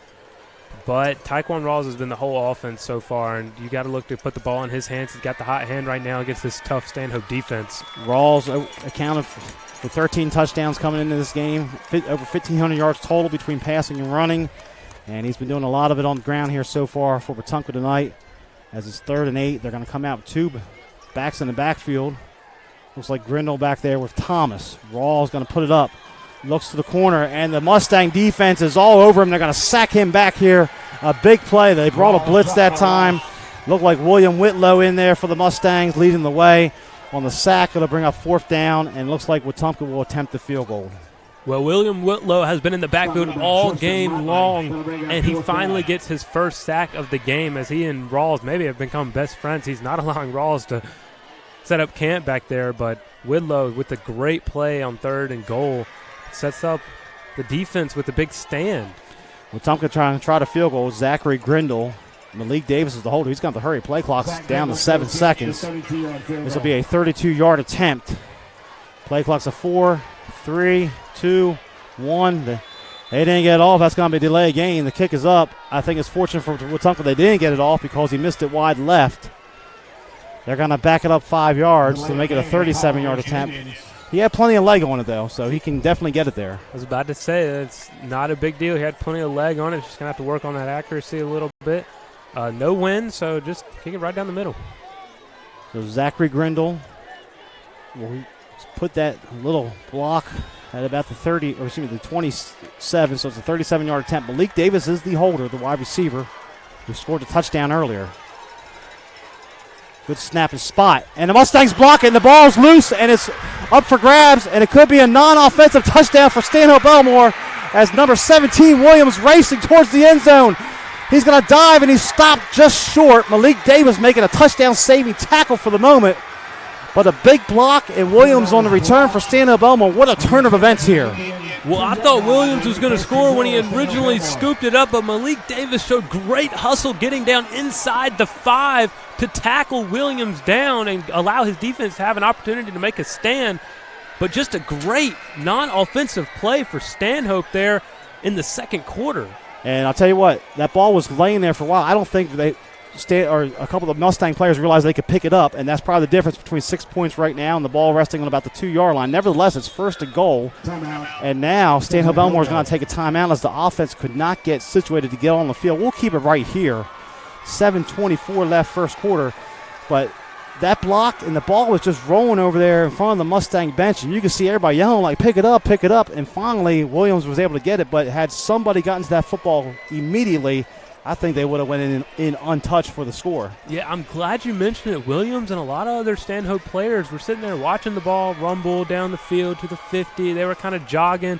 If he picks that ball up going full speed from the beginning of that play, he scores. Malik Davis has no shot of catching him. And you got to remember, Malik Davis is on a knee to begin the play. So he got up, he found the football, and he went after it. And that's a great play from Malik Davis. I'm sure head coach Tim Perry is going to love that. Yeah, that's going to be a coaching point in film this week about the hustle there from Malik Davis, saving the touchdown for the moment.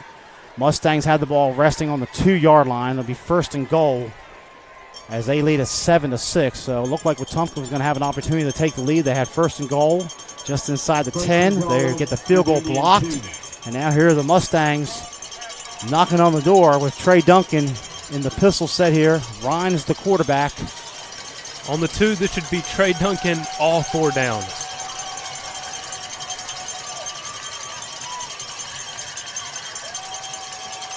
Duncan, right side. He stood up. He's going to not get in. In fact, he might have lost a yard on the play. The Wetumpka front making a play there on first down. Looked like Stoudemire making the initial contact along with Kenneth Cole. Bring up second down and goal for the Mustangs. Play loses 1 yard. Now, Stanhope Elmore is trying to score right in front of the Wetumpka student section. A lot of cowbell there you might have heard in the background right before the snap, and here starts up again just below us. They stay in the pistol set. They're going to flip the formation to the left, though. Duncan, left side. He's going to walk it in. Touchdown, Stanhope Elmore Mustangs. Trey Duncan from 3 yards out, and the Mustangs extend their lead. Well, you saw 3 people shift on the offensive line from the right side to the left side.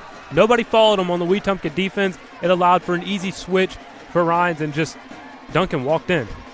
So nice job by Duncan. Good play call there by the Mustangs flipping the formation. Some extracurricular activity after the play. I don't see any flags. Players just being separated. 6:41 left till halftime, and it's Stanhope Elmore now in front 13-6. Dylan Pressetti on to attempt the extra point. Smith is the holder for Stanhope Elmore.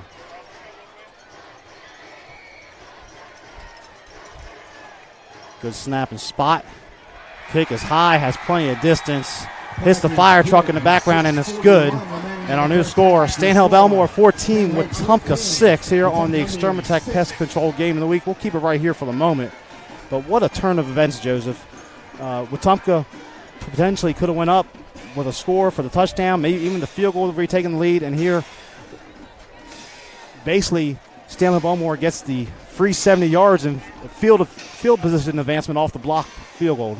And you got to go back to field position. I know they didn't start inside the 20, but when you have a big run from your quarterback who's been carrying your offense, set you up first and goal inside the 10, and you don't come away with any points, that is going to be a huge coaching point. Now, I mean, I know you had the hustle from Malik Davis to stop the non-offensive touchdown, but with Trey Duncan and the way he's running the football, there was just no stopping him on the goal line. So 14-6, Stanhope Elmore in control at the moment after it seemed like Wetumpka had kind of gotten their sea legs under them and started to regain control of this contest. But the Mustangs lead at 14-6. Pressetti will kick it off. Davis back deep with Bowman, Terrence Thomas standing at about his 5-yard line. We saw Pressetti kick the last one into the end zone. We've seen him pooch one. We'll see what happens here on the third kickoff of the night for the fourth kickoff, of the night for the Mustangs. And this one is short. Thomas comes up, camps under it at about the 15. Works his way to the near sideline here. And a nice open field tackle by number 11, Ja'Cory Williams for Stanhope Elmore. And Wetumpka's going to start out pretty much on about their own 20-yard line here on this drive.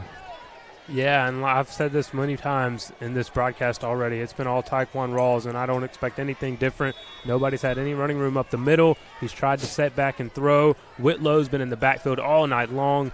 The only offense has been when he scrambles. So I think if you're a play caller, you got to design something where he's out on the perimeter from the start of the play, where you have the numbers on the outside. 2 receivers to each side here for the Indians.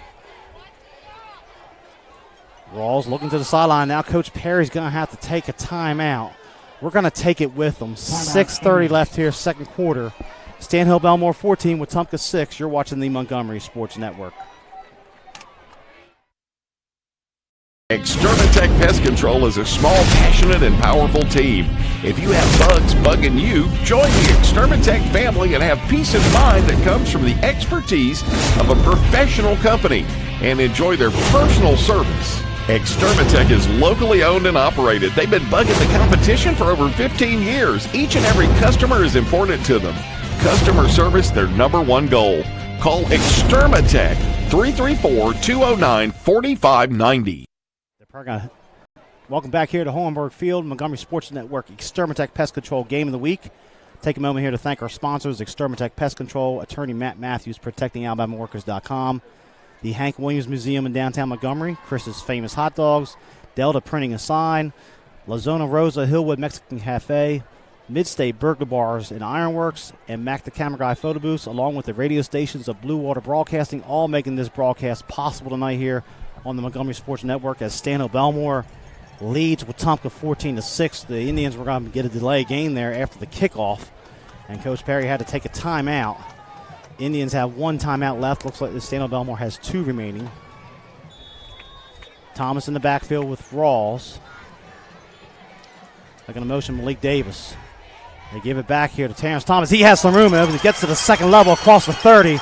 Beautiful play design there on a little counter back after they fake the handoff on the speed sweep. 15 yards and a first down for Terrence Thomas and the Wetumpka Indians.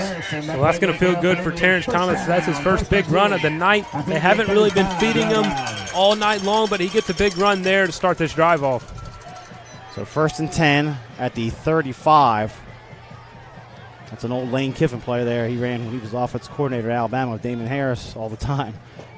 They fake the handoff, and Malik Davis comes out here, catches the football, picks up some positive yardage, taken out of bounds at about the 38, so it'll pick up 3 there as Jeremiah Daniel making the tackle for Stanhope Elmore. We've called his name several times already this evening as we're under 6 minutes to play here in the second quarter. Well, the offensive scheme has changed. They're getting the ball out quick. It's quick plays, quick draws, quick screens, quick handoffs. Nothing long here for Wetumpka. Rawls going to look to put it in the air. Forced out of the pocket. There's a flag in the area of offensive holding. Throws it complete. A nice grab out there. Looked like by Johnson. But that's going to come back as it's in the area of offensive holding here. And that is the call against Wetumpka. Well, if you're an offensive lineman right there, that's kind of a last resort. Your quarterback's taking a beating. Even though he's only got 1 sack on him tonight, he's been running for his life all night long, and you just don't want him to take those type of hits, but not what you want to do in this situation. So 2nd down, and they're going to march this way back. Holding indication against the Indians. Penalty is 10 yards from the spot. 10 yards from the spot of the foul. I'm going to have to do some math here. I'm not a math major. I'm going to rely on the scoreboard if they put it up there. And we'll call a 2nd down and about slap out here for the Indians. 2nd and 23 officially, according to the scoreboard in the north end zone. 5:35 clock moves. They're going to flip Thomas to the left of the formation. Thomas gets it, and he's drilled immediately. Nice form tackling there by the Mustang defense as they are able to stand him up for no gain. In fact, he's going to lose about 2 yards on the play. Jackson on the tackle. Jackson on the tackle for the Mustangs, and it'll bring up 3rd down and about 25. Well, I don't think there's many options in the playbook for 3rd down and 25 besides maybe a quick screen or just a draw, but just not what you want to do offensively against the Stanhope defense. Clock continues to move. Under 4:50 to play now. Now we have a timeout taken by Stanhope Elmore. So we'll keep it right here for the moment. 4:50 left to halftime. That's the second timeout taken by Stanhope Elmore. So each team has one remaining here for these last 5 minutes of the first half. But just kind of recap where we're at. Wetumpka received the opening kickoff, were stopped on downs, and then it was the Trey Duncan show on the ground, followed by Andrew Rhines on the touchdown run, and the Mustangs jumped out quickly 7-0. And then Wetumpka was able to cash in the turnover to make it 7-6. They missed the 2-point conversion, and then Wetumpka was about to line up for the go-ahead field goal. It was blocked. Williams returned it deep inside the 5-yard line, and Trey Duncan scored again from 3 yards out, and that's our counts for our scoring at the point. At this point, 14-6 in favor of Stanhope Elmore in the 51st meeting between these two schools. Last year's game was a classic. Came down to the final minute when the Mustangs upset number 1 Wetumpka over in Millbrook 34-28. So 3rd and 25. Got any plays on Madden you can use here, Joseph? 4 verticals. 4 verticals. There you go. That's probably what my son would use right now too. 4 verticals. And then I went out to work the controller and he converted. So anyhow, 3rd and 25.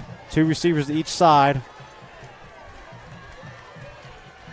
Rawls, and there's a whistle before the snap. It's an illegal procedure penalty against Wetumpka. Haven't had a lot of flags, but it's Wetumpka kind of shooting themselves in the foot here, moving back 5 more yards. Well, at least it's not much. It's not going to change the play call. It's 3rd and 30 now, 3rd and 25. Not much of a difference there, but you got to give props to the Stanhope defense. They've really been mixing their coverages. Great, confusing Rawls back there. They played zone in the first quarter. They played man, and they've done it effectively, playing a little bit of bend but don't break defense, and it's working for them. So they got to get all the way out here to the 45-yard line. Ball resting on about the 15, 16-yard line here for the Indians. Stanhope has a 2 safety standing about 20 yards behind the play. Rawls looks, steps up. Boy, he's under heavy pressure again. That Mustang defense all over him. Throws it late over here on the far side, complete. Play's only going to pick up about 2 yards as Terrence Thomas makes the grab. More on the tackle and coverage for Stanhope Elmore, and a punting situation, no doubt, here for the Indians. Well, that was just easy defense for Stanhope there. They didn't put much pressure on the quarterback for just rushing 4, but they got to him immediately. Rawls was running for his life back there. They had 3 guys standing right at the first down marker, so just let him throw, make the simple throw down to the flats, and come up and make the easy tackle. Grindle will punt it. Back deep is Jeremy Thompson, the outstanding secondary player for the Mustangs. They come after it. Grindle gets a beautiful kick away. Thompson not going to be able to return it.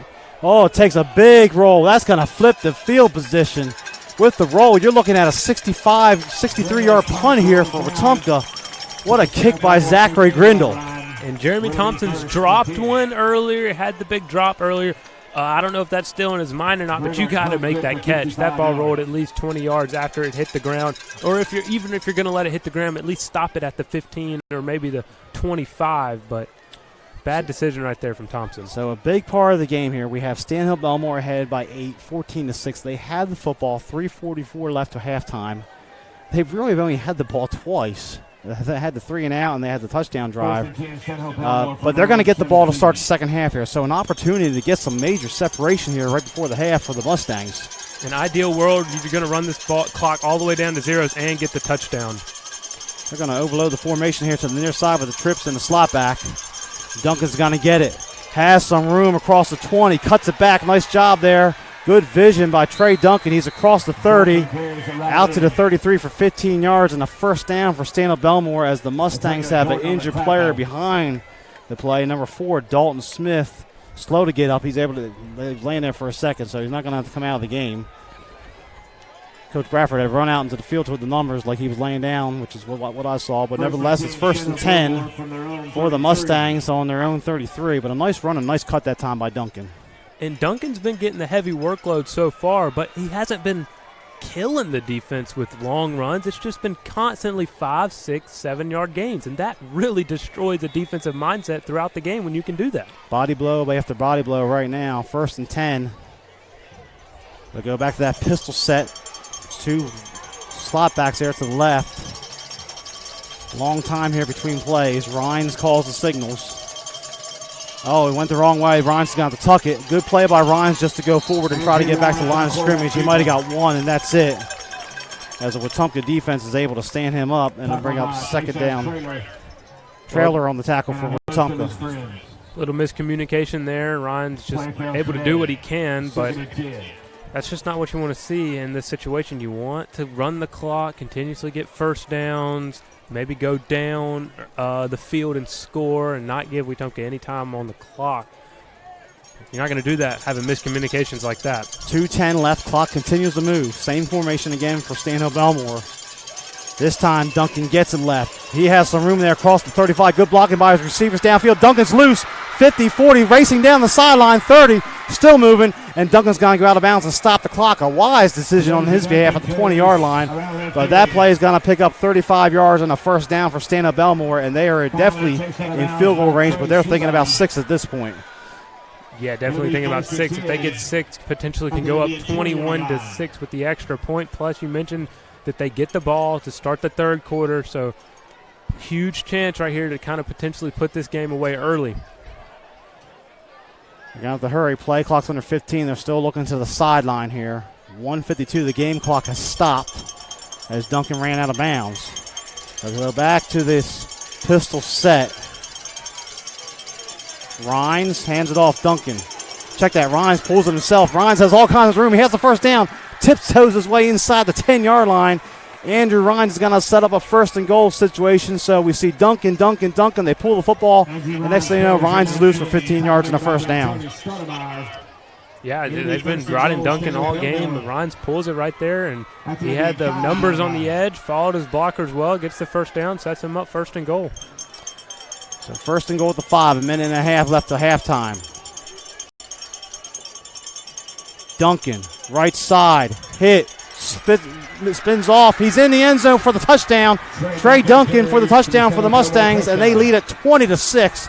A big statement score right before halftime for Stanhope Elmore. And they couldn't have executed that drive any better. They let the clock run down. They get the touchdown. Duncan gets on the board for the second time in this game. He had the big 35-yard carry earlier in the drive. Beautiful execution from Stanhope right there. Injured player for Wetumpka coming off here at the last second. I think it's Nowden, Hezekiah Nowden limping off. As Presetti will come on and attempt the extra point. But Duncan scores from 5 yards out. And it is 20-6 in favor of the Mustangs. Smith the holder for Stanhope Elmore.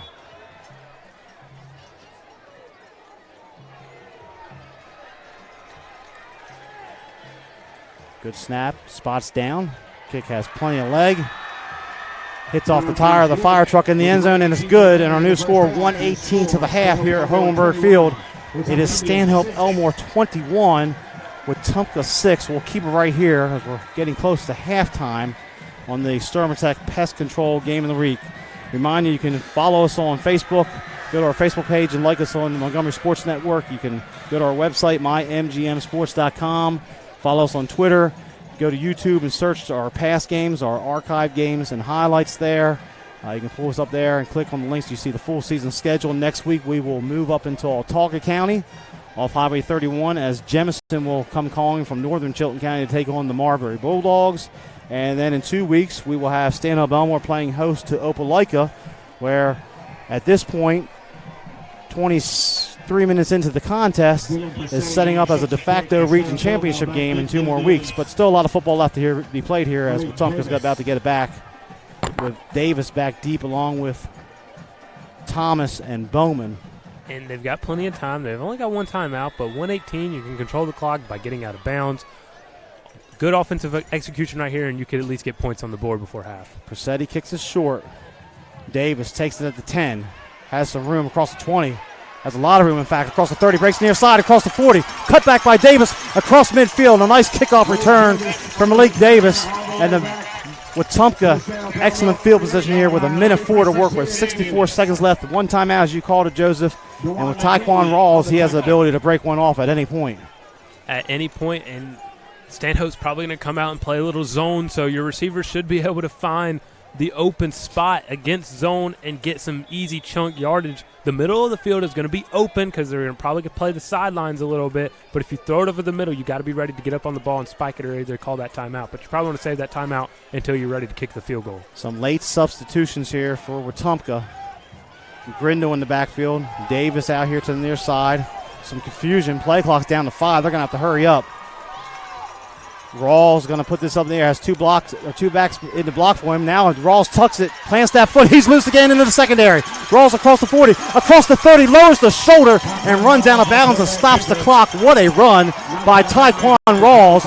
A lot of extracurricular activity here after the play. Flags come flying in as Rawls picks up 25 and a first down for the Indians.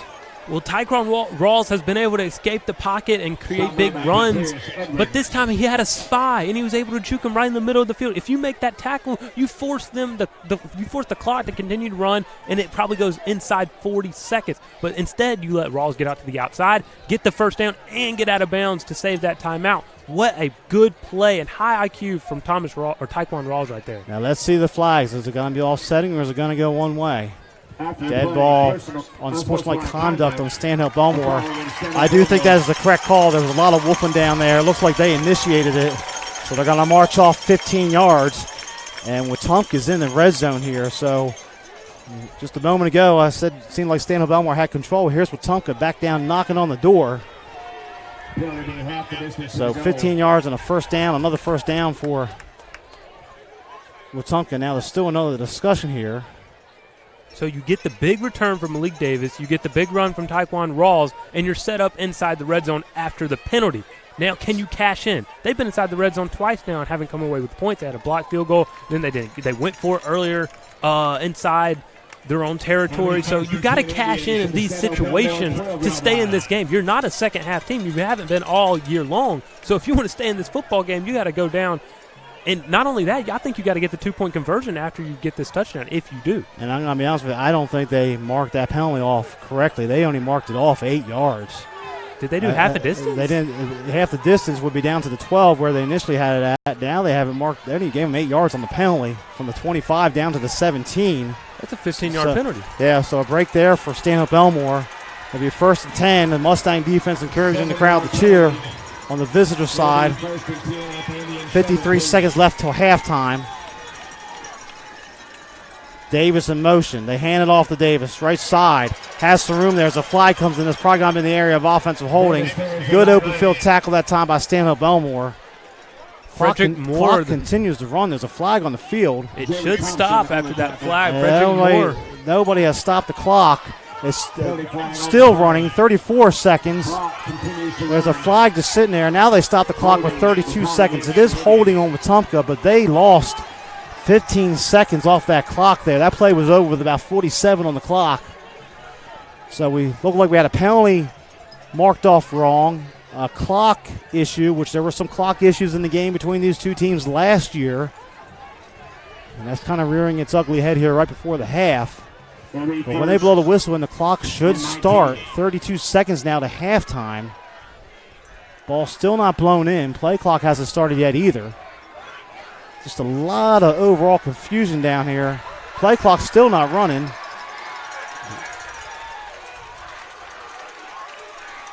And the head official still has not blown the play in. I think he's trying to get the clock reset. That's the issue right now. He's trying to get it corrected. He's telling the umpire to stand over the ball and hold up.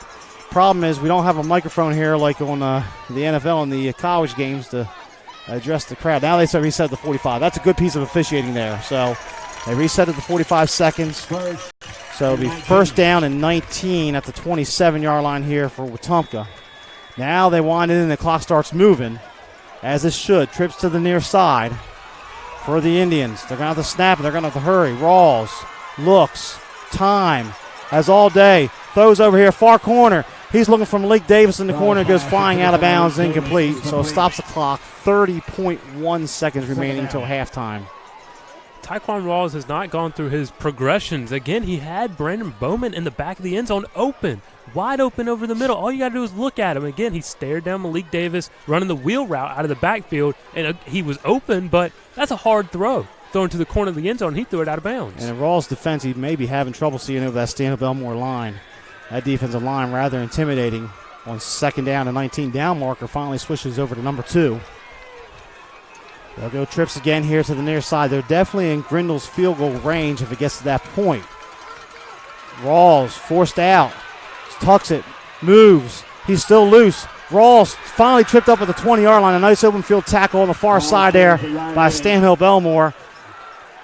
Like Daniel making the play. Clock moving. 15 seconds. Wetumpka has one timeout. Still running his 3rd down, and now Wetumpka takes the timeout, and the clock, about 4 more seconds just ran off the clock. There's 9 seconds, 9.7 officially.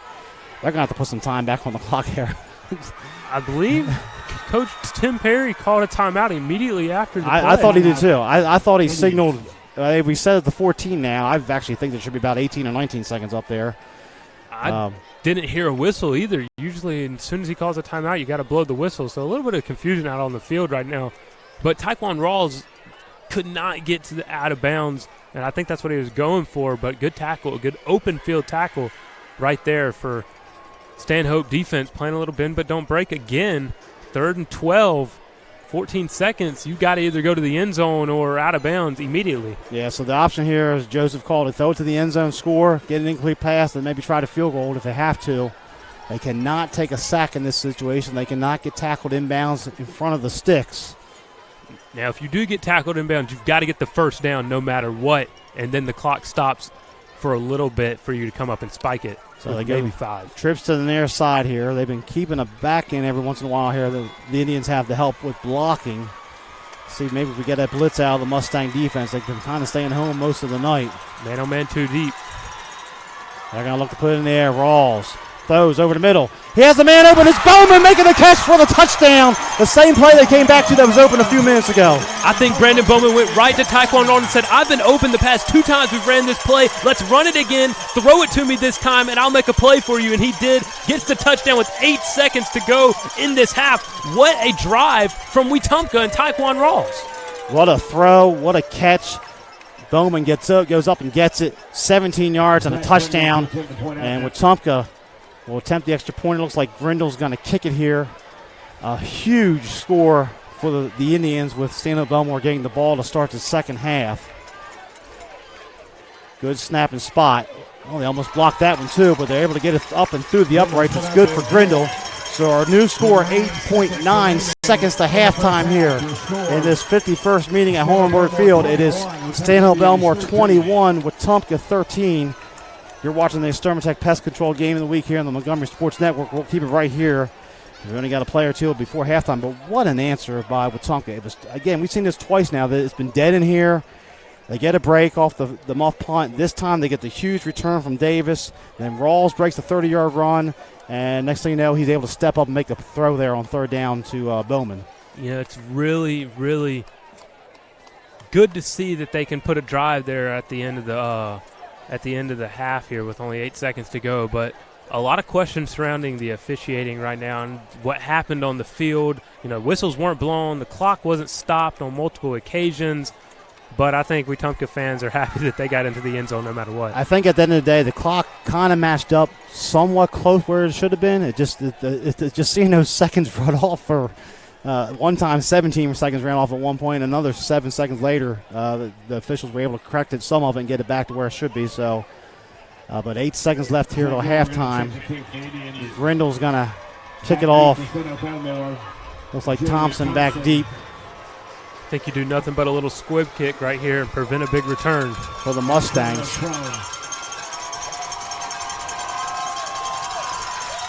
See Terrence Thomas out there on the kick coverage. A lot of guys for Wetumpka playing, a lot of these upperclassmen playing special teams, spotting defense here. As it's got a lot of guys having to go both ways in some cases.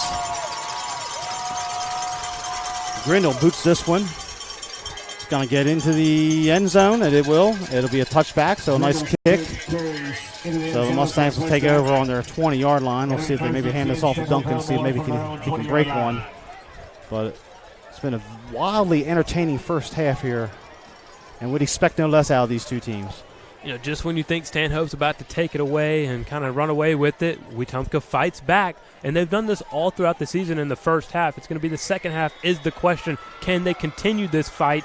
Multiple times they've kind of had a lead or been down by one score, but couldn't finish the game in the second half. So that'll be the question is Stanhope's going to take the knee. Rhines takes a knee. That'll take us to 0-0 here at halftime. Where our score from Hornburg Field here on the Extermatech Pest Control Game of the Week. It is Stanhope Elmore 21 and the homestanding Wetumpka Indians 13. We're going to take a timeout here, get a word from our sponsors, let Joseph and I catch our breath on this hot, humid night, and we'll come back, look at some stats, talk about halftime here. You're watching the Extermatech Pest Control Game of the Week on the Montgomery Sports Network. Midstate Burglar Bars and Ironworks Incorporated is a locally owned and operated business in Montgomery, Alabama. And we've been in business since 1985 and served Montgomery and the surrounding counties with burglar bars, ironworks. Our philosophy is being honest, dependable, and treating each customer with respect and selling a quality product at a fair price. If you need burglar bars or ironwork of any kind, call Midstate Burglar Bars and Ironworks, Montgomery. Extermatech Pest Control is a small, passionate, and powerful team. If you have bugs bugging you, join the Extermatech family and have peace of mind that comes from the expertise of a professional company and enjoy their personal service. Extermatech is locally owned and operated. They've been bugging the competition for over 15 years. Each and every customer is important to them.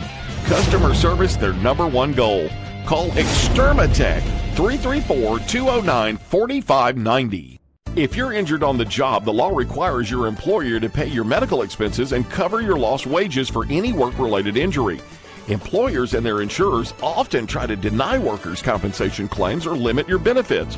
Whether you're totally disabled and cannot work or if you've suffered some impairment, attorney Matt Matthews has years of experience litigating. For more information, go to the website protectingalworkers.com. That's protectingalworkers.com. Because of you, I felt hopeless. I know it was a joke, but it still hurt me. Because of you, I felt wanted and not alone in this world. Because you said hi to me on the first day of school, I felt included, and I knew that I was going to be okay.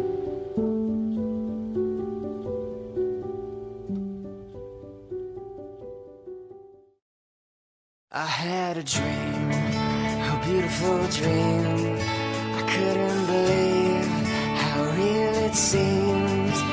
Up on stage, in a field of green, on the winding river, and a song you'll sing. When I wake up, I'll see you here in Montgomery, where dreams come true. It was 1917. Charlie Chaplin appeared as the Little Tramp, Walt Disney graduated from high school, and Woodrow Wilson was reelected president. And in Montgomery, Chris's sold their very first hot dog. Move forward to the 1950s. Hank Williams was hanging out at Chris's. Up through the 70s and 80s, many stars and politicians discovered Montgomery's little secret. Jump ahead to the new millennium. Riverwalk Stadium, the alleyway, and the new downtown. It's now 100 years later, and Chris's is still serving their world-famous hot dogs at 138 Dexter Avenue. How long has it been since you've tasted the city's most famous hot dog? Make Chris's part of your family history. Still family-owned and operated, Chris's makes every hot dog and hamburger to order. Take Chris's to your next party or event. Call-in orders are welcome. Online at chrishotdogs.com and on Facebook. Chris's Famous Hot Dogs. Taste the tradition.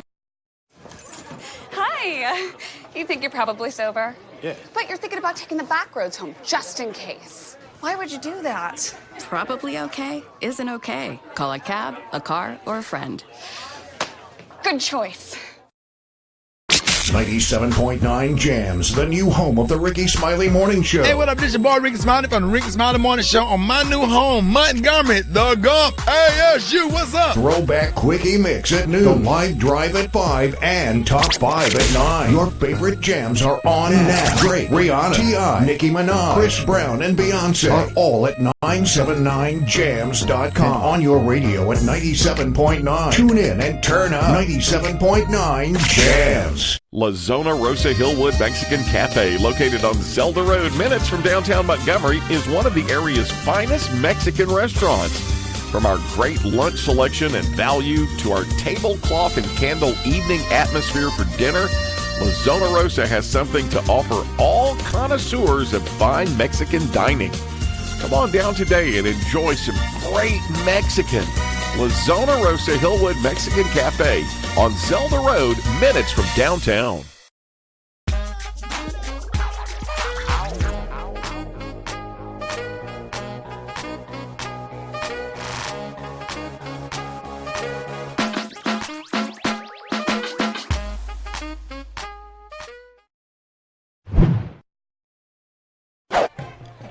And welcome back to halftime here on the Extermatech Pest Control Game of the Week, where Stanhope Elmore on the road tonight in this Class 6A Region 3 matchup leads Wetumpka 21-13 at the half. A lot of playoff implications on the line tonight for each team. Also, potential region championship down the road. So, great first half of action. Stanhope Elmore kind of recapped the scoring in the first half. Took their opening possession after forcing a turnover on downs against Wetumpka, marched 55 yards all on the ground, and was Andrew Rhines calling his own number from the quarterback position and scoring from 10 yards out for the 7-0 lead. Then Wetumpka was able to cash in a muff punt on a touchdown pass from Taekwon Rawls to Malik Davis from 10 yards out to make it 7-6. The Indians went for 2 on the point after touchdown and missed it. A nice job by Jeremy Thompson tackling in the open field, so it was 7-6 at that point. And then the Mustangs were able to block a field goal. Looked like Wetumpka was going to take their first lead of the night, and Zachary Grindle's kick was blocked. It was returned by Williams down inside the 5-yard line. Malik Davis made a touchdown-saving tackle for the moment, but then Trey Duncan, 2 plays later, took it in from 3 yards out to give the Mustangs the 14-6 lead. And then right before halftime, Stanhope Elmore had a nice drive on the ground, led by Duncan and Rhines, and Duncan scored from a couple yards out to make it 21-6. And the Mustangs seemed in complete control until the ensuing kickoff, where Malik Davis returned to pass midfield.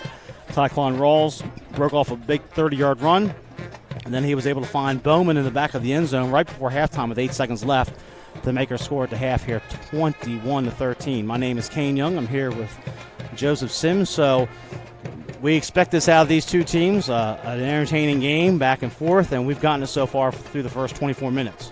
Well, we expected a lot of running the football, and that's basically what we've got so far, with Taekwon Rawls really carrying that Wetumpka offense. It's been all him. They've tried to get Terrence Thomas going, but it's been unable to. The trenches are tough to run through against that Stanhope defense, but Rawls has found some room on the outside through the middle, especially when the play breaks down. He's had Bowman in the back of the end zone a few times, find him on that last drive for the big touchdown before half. Huge play. And one thing we're going to have to keep an eye on here, for those of you watching us outside of Alabama, hopefully you have cooler weather than we do, but it was 102 degrees yesterday here in Montgomery area. It was 102 degrees again. Yes, I know it's October 4th, but it's hot-tober here. So there's no breeze tonight. The temperature has cooled down. I would say it's high 80s, low 80s, at this point. But there's no breeze, and the conditioning for Rawls, as much as he's been running all over the field, we'll have to see how much of a factor that plays here into the second half. Yeah, especially in the second half of the big heat. Not a lot of cramps out there, which is a good sign. That means everyone's getting hydrated. But I'm interested to see how halftime adjustments come into play coming into this third quarter. What Stanhope's going to do defensively to stop Taekwon Rawls. How many spies are they going to put on him? They put one on him on that last drive, and he seemed to get away from him pretty easily. And in that situation, you really don't want that to happen, especially with the clock coming in as a factor. So halftime adjustments defensively for Stanhope. Their offense is running pretty well with Duncan at the realms. But for Wetumpka offensively, I think you got to get the quick passing game going. Bowman's been open a few times deep, but that offensive line has really struggled to stay put against that Stanhope defensive line. So I'm interested to see how Rawls is going to come out. And they've had some even a little communication problems. They've had to call timeouts coming out of break. Coming into some of these drives. So interesting to see some of that. Yeah, so very entertaining first half. Wetumpka able to manufacture some points there. Big score before half. But the Mustangs will get the ball to start the third quarter. We'll address that here in just a moment as the bands are finishing here halftime. Let's take a moment and look at the stats. Obviously, the running game, super strong for Stanhope Elmore in the first half. You have the numbers in front of you, Joseph. Passing game. I don't know if they had one. I don't think they completed the passing. They have 0 passing yards for Stanhope, but I don't think they really need to throw the football. Duncan and Ryan have been really good on the ground, combining for 124 yards, have they? And that leaves their offense with 124 yards total after that big 55-yard opening drive. 5 first downs only, so that really tells you something. They've started a few times inside their own 5 after the blocked field goal and a few good field position drives. But only 5 first downs, so that really tells you how big of a play offense they have with Duncan running the football. As for Wetumpka, the home team, they've got a little bit of both. 117 rushing yards, all that's mostly coming from Rawls. And Terrence Thomas had one big 15-yard carry, but that's really it. And then 34 passing yards, and most of that's going to come on the 15-yard passing touchdown there at the end. Only 4 first downs for them. And, of course, we mentioned at the beginning of the broadcast that they kind of had a stagnant offense. They're going to be a big play offense. They're going to get a touchdown on one drive and then go 3 and out, 3 and out, 3 and out. But they're doing a good job kind of staying in the game. So, like I said, they haven't really finished throughout the season. So it'll be interesting how Coach Tim Perry heads into this game down, I believe, 8. So they... Yeah, last week we had Wetumpka here on the Montgomery Sports Network. We saw them trail by 1. I think it was 14-13 to Prattville here at halftime. And then Prattville had those very long, time-consuming drives, much like Stanhope Elmore had to open this game and created that separation. You got to be thinking here at halftime, Coach Bradford probably had those first 10 plays or so scripted on the ground. Stanhope Elmore ran them to perfection. They came out, scored on the touchdown drive, all on the ground, 55-yard drive. You got to be feeling there at halftime. He wants the same thing to start this third quarter, try to regain control of this game and get back in front by 2 scores. He wants another long 6-minute touchdown drive all on the ground with Duncan or Rhines running the football. So he's probably going to script another drive or 2 coming out at halftime. And whether it works or not will be up for debate, as Wetumpka's defense has really come on strong here in the second quarter, making a few big stops. But I'm interested to see when the passing game is going to come into play. Wetumpka's been playing a lot of man on the outside, and Rhines hasn't really had the ability to throw. He skipped one ball out to the perimeter. I don't know if that's a question of his arm strength or just whether he threw off his back foot, but I think they've had some more options to throw the football downfield if they wanted to. Yeah, you would always think with as effective as Stanhope Elmore has been running the football, you might be able to work in some play action here, maybe sneak a back or slot man out of the backfield. The blocking backs for the Mustangs have done a great job on some of those counters. Wilson and Eddings leading the way on some of those quarterback counters for the Mustangs. So they have a good thing going there with the blocking scheme. But we have not seen Connor Bradford or Dalton Smith really get involved in the offense on the outside at this point for Stanhope Elmore. As for Wetumpka, Malik Davis has a couple catches. We saw Bowman with the big catch before halftime. Terrence Thomas had a couple nice runs there in the second quarter, but it's been Rawls in the breakdown situations. I know you're an Alabama fan, and Nick Saban always talks about the breakdown, the quarterbacks. You're just Deshaun Watson or Johnny Manziel. You can't account for when something like that happens over the years, and that's kind of what we see out at Wetumpka. It looks like Stanhope has him boxes in a few times, and next thing you know, he's able to escape, and he's in the second level, and he's got 30 yards. Well, the thing about that is that when you have such an effective defensive line with William Whitlow rushing the passer and Jeremy Thompson putting pressure on the quarterback, you got to have containment. And it's going to be a schemed rush. You can't go past the quarterback, and they teach you when you get even with the quarterback, hit him with the spin move, stay inside, keep the quarterback in front of you, have a spy on him. But sometimes that doesn't work when you have such an electrifying runner like Taekwon Rawls out in the open. One man can't take him down. You got to have at least 2 men out there to try and bring him down in the open field.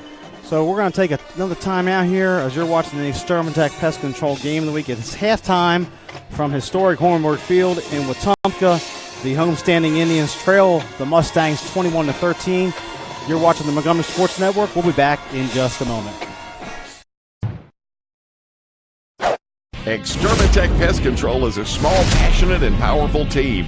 If you have bugs bugging you, join the Extermatech family and have peace of mind that comes from the expertise of a professional company and enjoy their personal service. Extermatech is locally owned and operated. They've been bugging the competition for over 15 years. Each and every customer is important to them.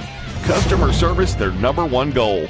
Call Extermatech 334-209-4590. If you're injured on the job, the law requires your employer to pay your medical expenses and cover your lost wages for any work-related injury. Employers and their insurers often try to deny workers' compensation claims or limit your benefits. Whether you're totally disabled and cannot work or if you've suffered some impairment, attorney Matt Matthews has years of experience litigating. For more information, go to the website protectingalworkers.com. That's protectingalworkers.com. All right, Monroe, you ready? Monroe!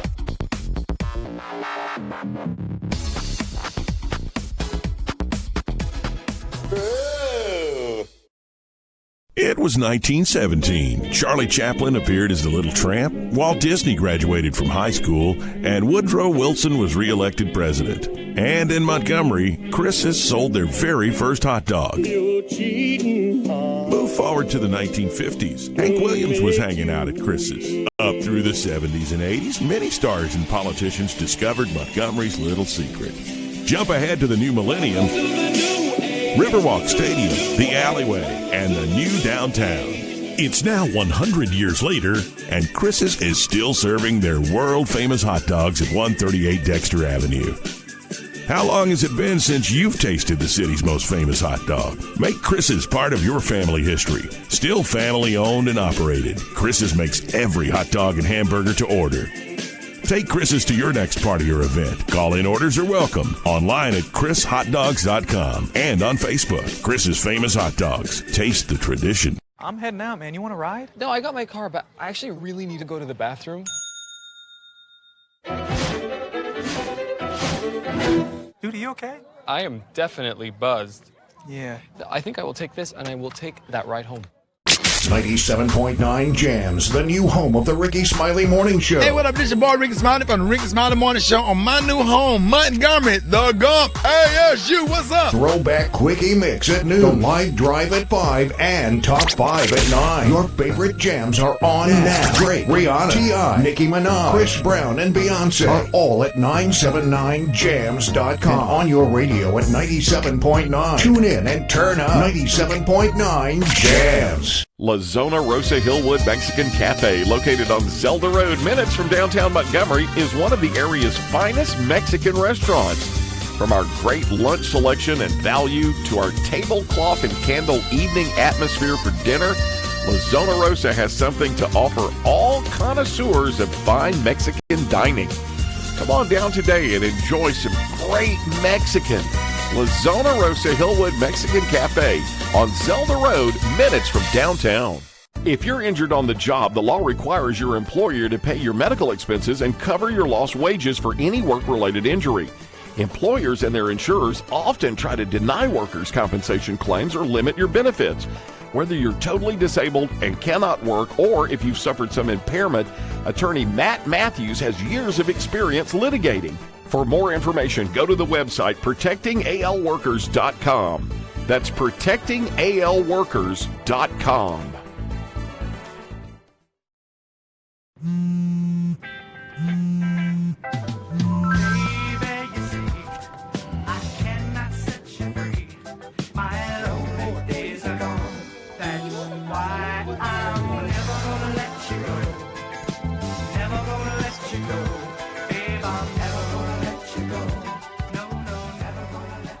Here you go. Thank you. Thank you.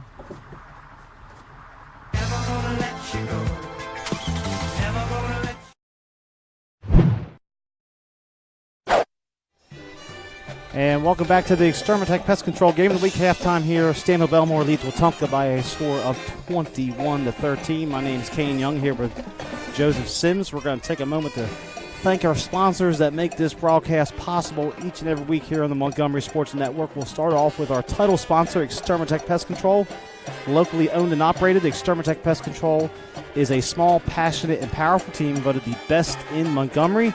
If you have bugs bugging you, call Extermatech. They have been bugging the competition for over 15 years. Call 334-209-4590. We'd also like to give a thank you to attorney Matt Matthews of ProtectingAlabamaWorkers.com.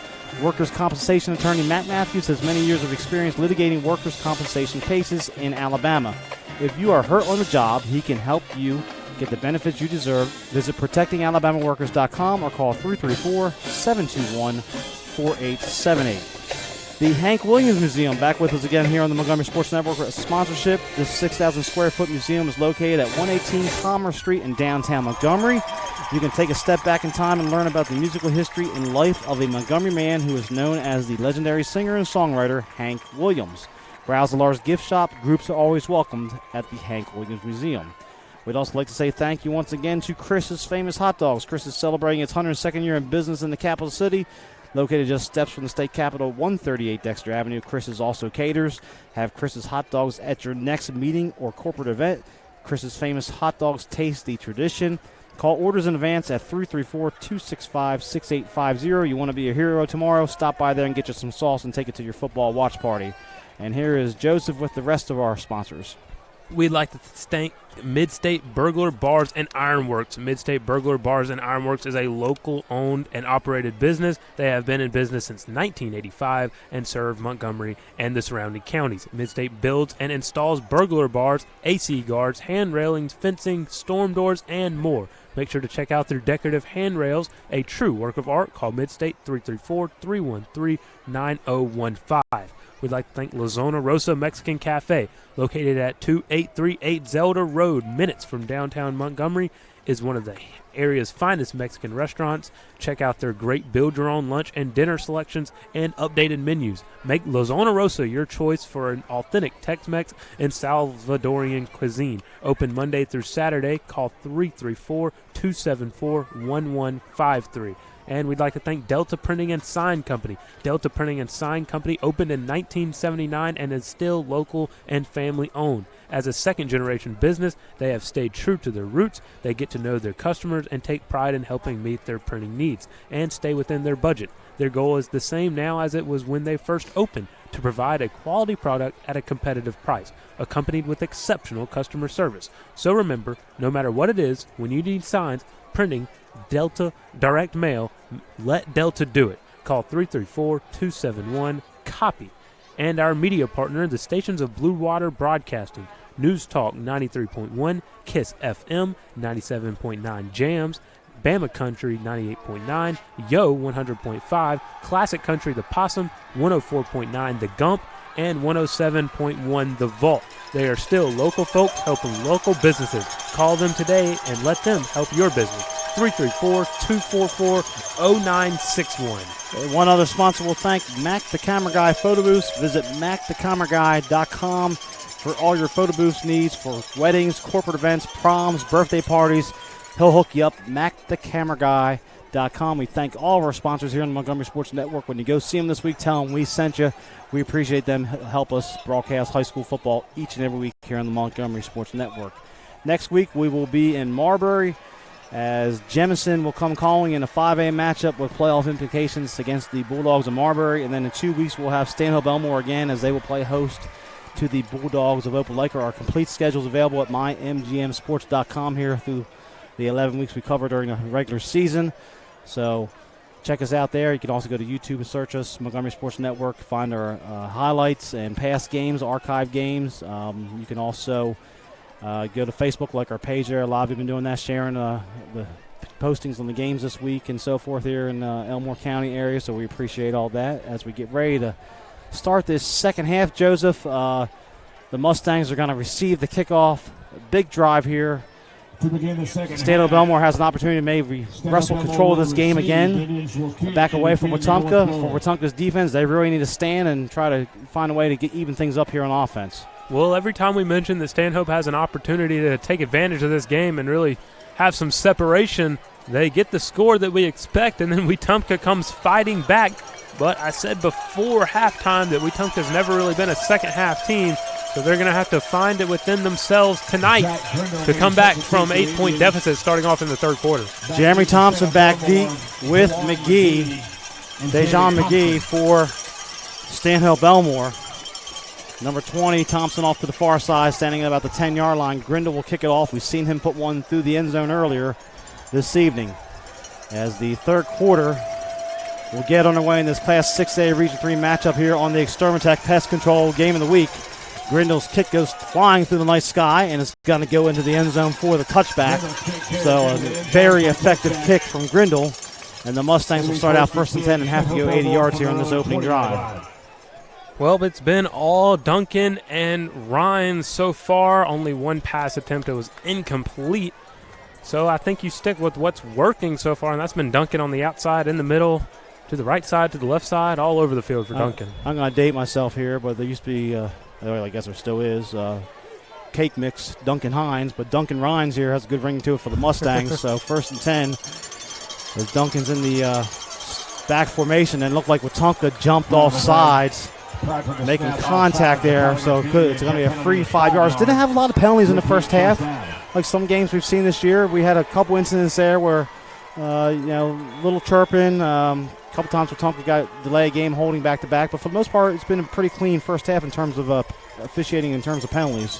And that's good to see, especially in these high school football games. Mustangs are going to overload the formation to the near side here with the tight end and the blocking back.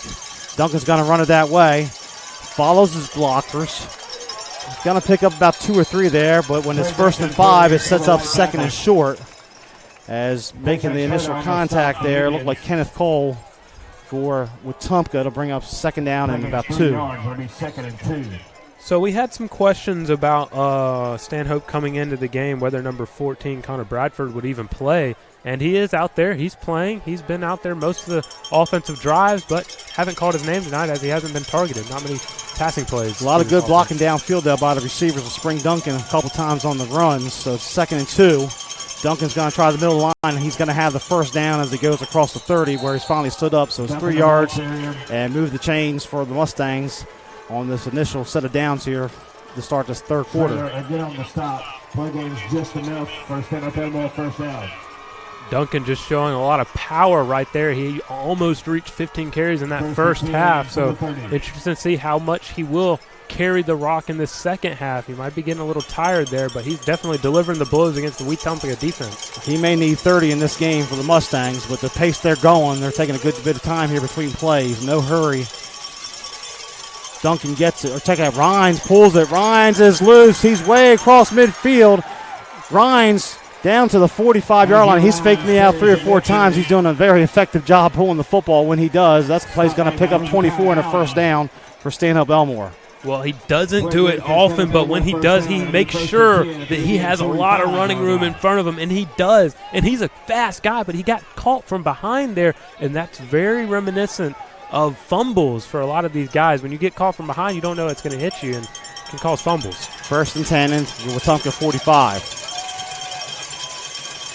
Duncan trying the right side here, has some blocking. Good job blocking downfield by Bradford. He has the 1st down. He's down to the 30-yard line, so the receivers for Stanhope Elmore have not called a pass tonight, but they are able to spring him for 15 yards and a 1st down as the Mustangs are quickly on the move here, getting back to what they did in the first drive of the game. Yeah, and it's taking a lot of time off the clock, or not much, but 2 minutes clock going to start running here, and you know the time is going to be a factor in Stanhope's mind as they really control the clock this whole game. And Tyquan Rawls comes in and plays safety here, just substituted in. That was a position he played 2 years ago when J.D. Martin was the quarterback. Duncan working the left side, cuts it back. He's going to get positive yardage across the 30 to about the 27. So 3 yards, nothing wrong with 3 yards on 1st down. Not at all. They lead at 21-13, and they are pretty much in Dylan Presetti's field goal range if it comes to that at this point. They're trying to get back in front by 2 scores. 9.5 left third quarter. They're going to put Wilson and Eddings to the right of the formation with Duncan.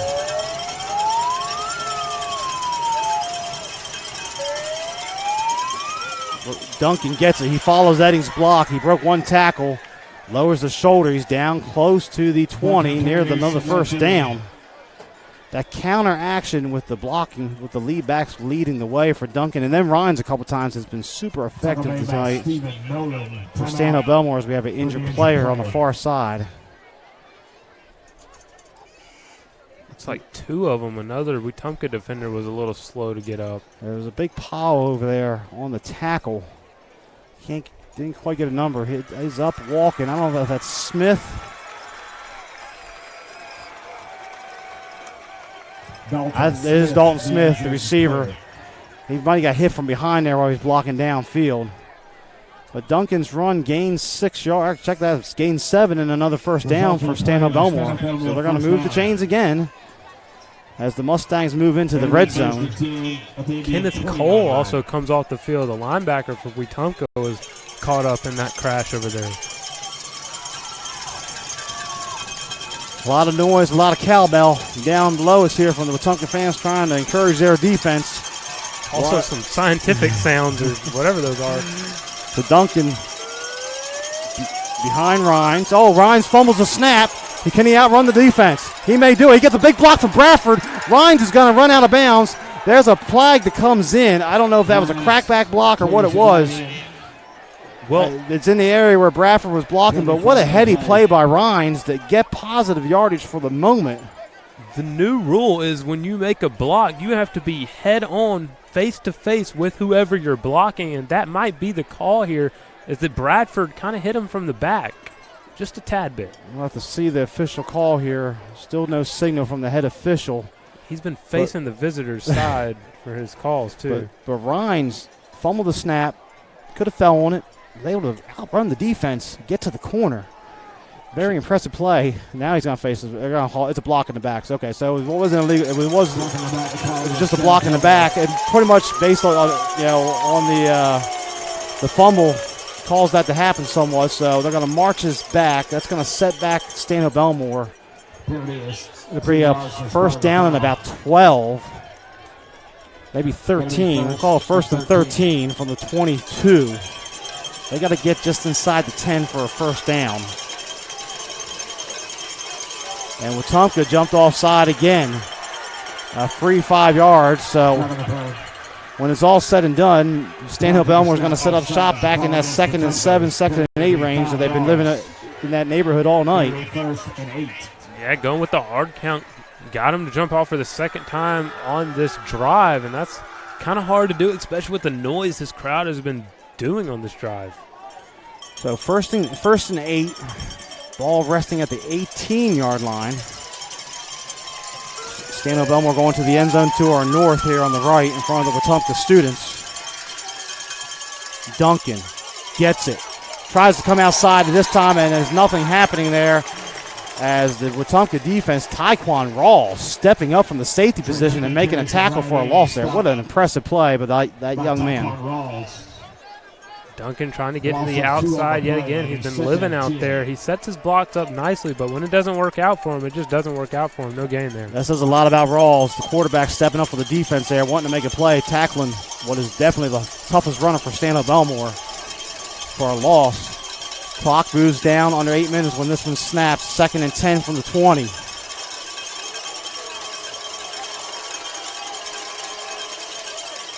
Duncan working the left side. And the Wetumpka defense hasn't stood up. Minimal gain that time as Brenton Stoudemire making the initial contact. Wetumpka says they have the football. I believe the play was blown dead. And now here we go, 3rd down and about 8.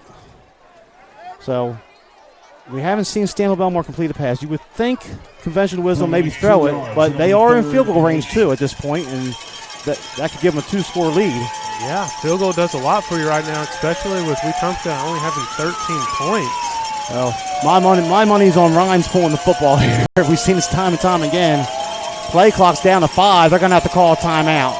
So we'll take a quick timeout with them. 7:13 left, 3rd quarter. It is Stanhope Elmore 21, Wetumpka 13. We'll be back here in just a moment. If you're injured on the job, the law requires your employer to pay your medical expenses and cover your lost wages for any work-related injury. Employers and their insurers often try to deny workers' compensation claims or limit your benefits. Whether you're totally disabled and cannot work, or if you've suffered some impairment, attorney Matt Matthews has years of experience litigating. For more information, go to the website protectingalworkers.com. That's protectingalworkers.com.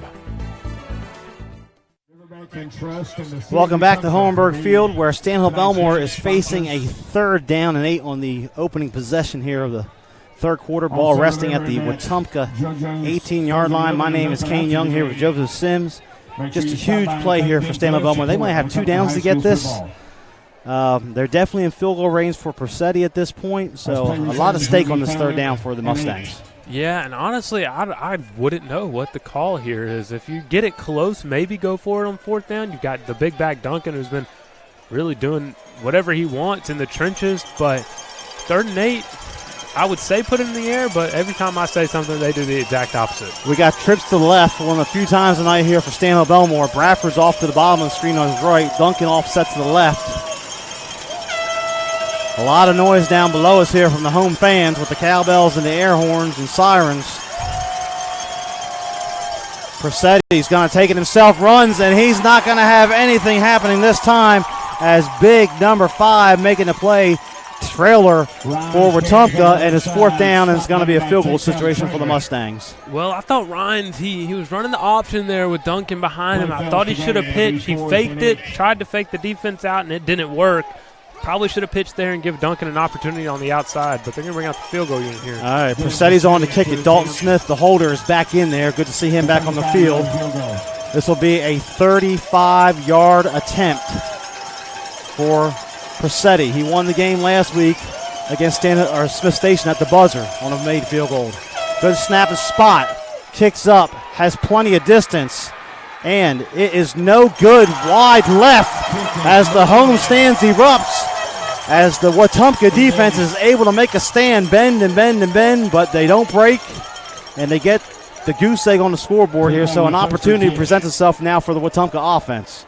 Well, that kick was really, really high. It actually went above the goalpost on the both ends, and it looked good from here, but of course I'm at an angle, so tough miss there for Persetti. Well, based on the reaction, we're getting the heat timeout here, so we'll just keep it here right now.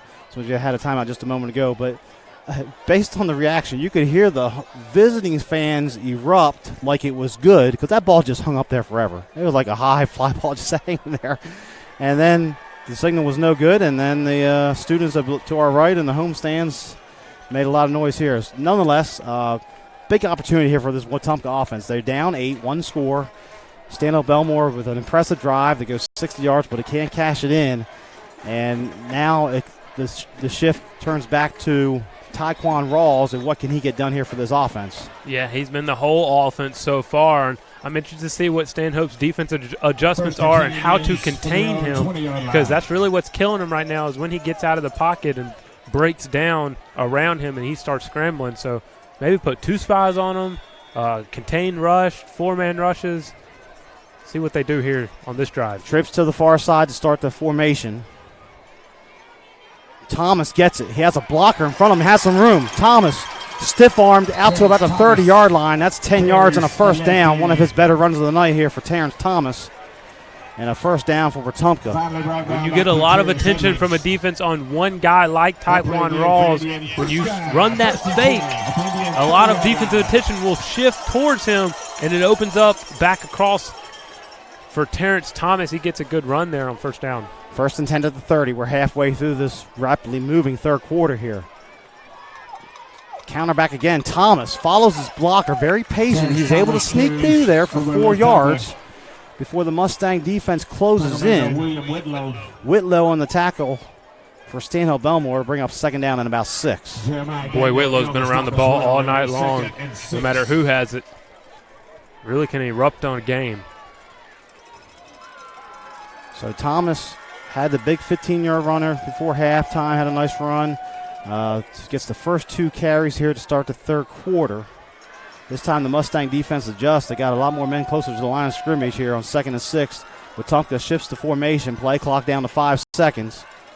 Rawls is going to call it himself. He has some room. Oh, he's loose. Tyquan Rawls is loose across midfield. Cuts it back right. It's wide open for him. It's a foot race. Tyquan Rawls racing to the corner. 20, 10, 5, 4, 3, 2, 1. Touchdown Wetumpka. 66 yards for Tyquan Rawls. Wow, Tyquan Rawls followed his blockers easily just followed blockers to the outside. When he cut it out, like you said, it was a foot race, and I don't know if anybody else noticed it, but he said bye-bye to the defender as he walked into the end zone for a great touchdown run to put Wetumpka into this game. You got to go for 2 right here. Well, is there a flag? Because there is a hold-up, and there's just a lot of shock. The chains have not moved. It is illegal procedure against Wetumpka. Had to be an illegal formation. They must not have had enough men on the line of scrimmage, can be my only guess. They shifted there right before the snap.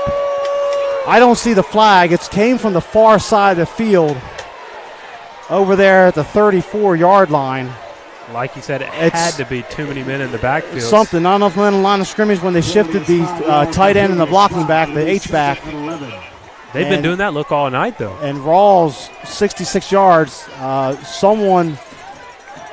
A good job over there, but someone on the Mustang bench, one of the coaches had to alert them. They didn't have enough men on the line of scrimmage because the flag had to come out. I didn't see the head official move. I'm looking for a flag. I didn't see a clip. I didn't see a block in the back. Even the Wetumpka sidelines was like, where's the flag? It was way over there right in front of the Stanhope Elmore bench for illegal formation.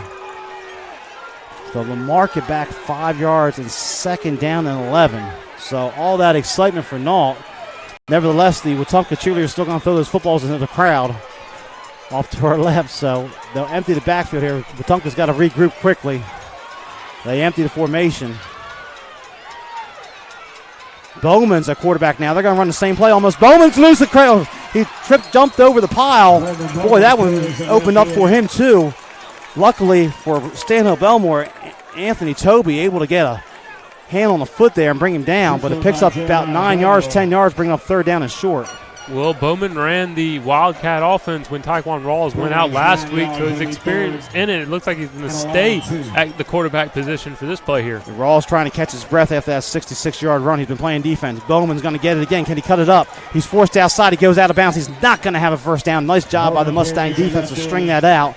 And it is fourth down and decision time for Coach Perry whether to go for it. It's fourth and about 1. They got to get across the 40-yard line. They're on their own 39. But that's quarterback 2 years ago, Tyquan Rawls had to come out of the game. That run, 66 yards, and he crossed the whole field. They catch his breath. Looked like Wetumpka's going to punt it on 4th and 1 from their own 39. So what a huge momentum swing here on the penalty. As Grindle will come in to punt, Jeremy Thompson is going to go back deep for the Mustangs. They're not going to get the play. They do get the snap. Grindle goes off the side of his foot, takes a favorable roll inside the 30. So they'll flip the field somewhat. Flag comes in. And now a late flag. Not anywhere close to the football. It has to be a blocking issue on Stanhope Elmore, even though nobody was returning the football. It looks like their whole defensive line didn't even turn around to look for where the punt went. Yeah, that was their defense safe out there. They were defense safe. Good call on that, Joseph. And the play clock was running down. There was a lot of confusion. I honestly think if Grindle wanted to, he could have took it and ran because nobody rushed him. But I think everyone on that defensive side thought there should have been a flag for delay a game. Yeah, the clock was going to 0 right when they snapped it. There was a lot of noise here to get the snap off. Still no signal on the flag on the punt. It is a personal foul against Stanhope Elmore. So, boy, that's going to march it back 15 yards here. I didn't see any I didn't see anything pushing either. or shoving. We saw some extracurricular activity earlier on the goal line and over here on the sideline before the half. I didn't see anything there. Maybe some verbal language out there, but that was the head official that threw the flag all the way back from the 45. And they still haven't marched the flag off. So now we're finally getting more. 4:09. Let's reset it here. 4:09 left, third quarter. Stanhope Elmore missed the field goal on the first drive. Wetumpka had the touchdown called back with the opportunity to tie the game, so they had to punt. And now the Mustangs take over 1st and 10 on their own 13. With Duncan offset to the left of Rhines. Rhines keeps it himself up the middle. Picks up positive yardage out to about the 18. Picks up about 4 yards there. Tackle made by Kenny Cole. Cole on the tackle, Kenneth Cole and Miles Ross for Wetumpka. 2nd down and 7. Good to see Kenneth Cole back out there after he got injured just the last drive, making the stop there. Down to 3:45 and moving here in the 3rd quarter. This time they got a double tight end set here for Stanhope Elmore. They're going to motion Eddings to the near side. And Duncan gets it. He has stood up and slammed to the ground by Stephen Nolan, number 52 for Wetumpka, bringing up a 3rd down and long. Well, after a good, nifty run from Rhines on 1st down, Duncan gets stopped right at the line of scrimmage. Big stop from the Wetumpka defense, and now it sets him up with a 3rd and long. 3rd and 7. Stanhope Elmore has not completed a pass to this point. Rhines looks to the sideline to get the signal. Play clock has 12 on it. Bradford at the bottom of the screen, Smith at the top of the screen. Rhines going to look for Bradford over here. He throws it late. Bradford makes a nice grab and breaks away, and it's going to have a 1st down, so the Rhines is able to make the throw when he needed it. Perfect back shoulder throw. Wow. I think I just figured out why we haven't been seeing a lot of passing this whole game. Rhines does not have a strong arm, but the timing was perfect. He threw that ball almost 2 seconds before Bradford even hit the top of his route, and when he turned around, it was right on his numbers. Good throw from Rhines. Bradford able to make the catch and fall forward for the 1st down, a much-needed 1st down for Stanhope Elmore out to the 30-yard line as they lead a 21-13. Duncan straight ahead up the middle, has some room for a couple yards, out to about the 34. Nice run of 4 yards there on 1st down. So to bring up 2nd and 6. That was just a 2-man route for Stanhope Elmore. It was pretty much Bradford or Smith, one or the other. Everybody else kind of stayed in and blocked that time for Rhines, and they were able to connect it there for the 1st down. Good decision to go to the closest receiver. Short side of the field here on the hash, near side, so 2nd down and 6. Good point. Minute 50 left, 3rd quarter. Rhines takes his snap, calls his own number, races through one arm tackle. He's not going to get through to 2nd. Did he lose that football? He's still driving, but I don't. The play looked like it was stopped and blown dead. The side judge had stopped it there. He had to spot a while ago. It's going to be a gain of 2 when it's all said and done and dust clears. 3rd and 4. From the 36, and Wetumpka, we've seen this a couple times in another drive, they don't need to jump off sides here and give Stanhope Elmore a free 1st down.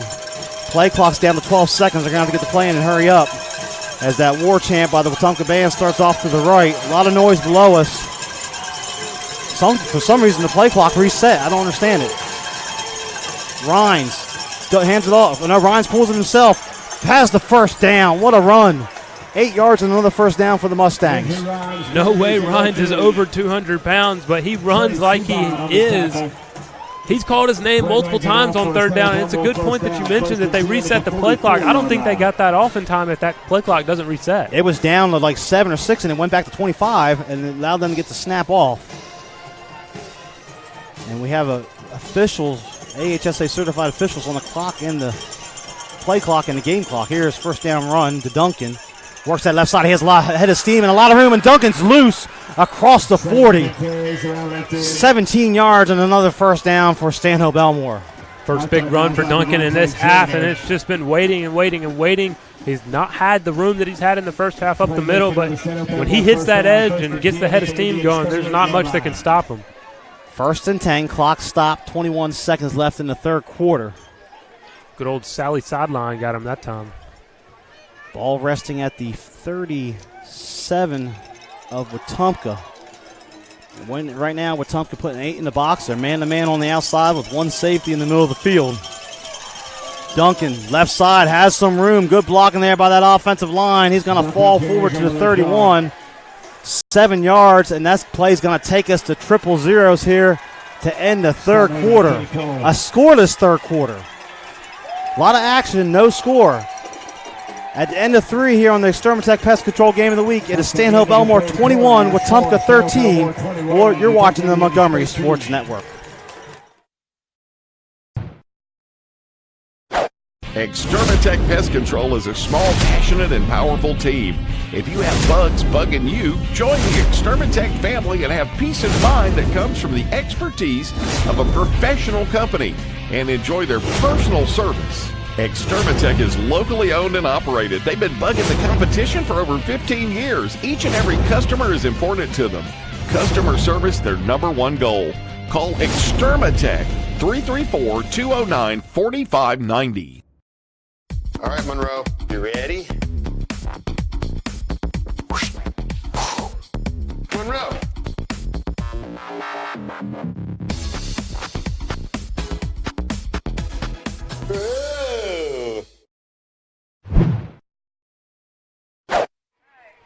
And welcome back to Hohenberg Field here in Wetumpka, where the homestanding Indians trail the Stanhope Elmore Mustangs 21-13 in this Class 6A Region 3 matchup. My name's Kane Young. I'm here with Joseph Sims. An entertaining third quarter, but nobody able to produce any points. Stanhope Elmore missed a field goal. Wetumpka had the 66-yard touchdown run by Tyquan Rawls called back, and here we are. The Mustangs on the move again, facing 2nd and 4 at the Wetumpka 31. Well, this is a good opportunity for them, and it's kind of been Rhines at the quarterback position carrying them down the field. He's called his number a few times, especially on 3rd down, and he's come in the clutch so far. Got a new back in the backfield here.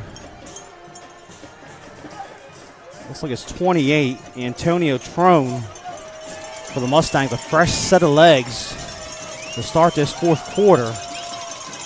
Rhines is going to hand it off to Trone. Trone tries the right side. He's hit and dropped. Gained 1 to about the 30. Kenneth Cole on the tackle along with Tyquan Rawls. Amazing that the quarterback's playing defense here for Wetumpka, but he wants everything. It's a team player on this crucial 3rd down and 3. So far it's been Rhines on 3rd down. Maybe go back to him again. It's been working. 8 men at the box in the box for Wetumpka. They're man-to-man on the outside. Rhines looks to the sideline. Play clock still has 10 seconds on it.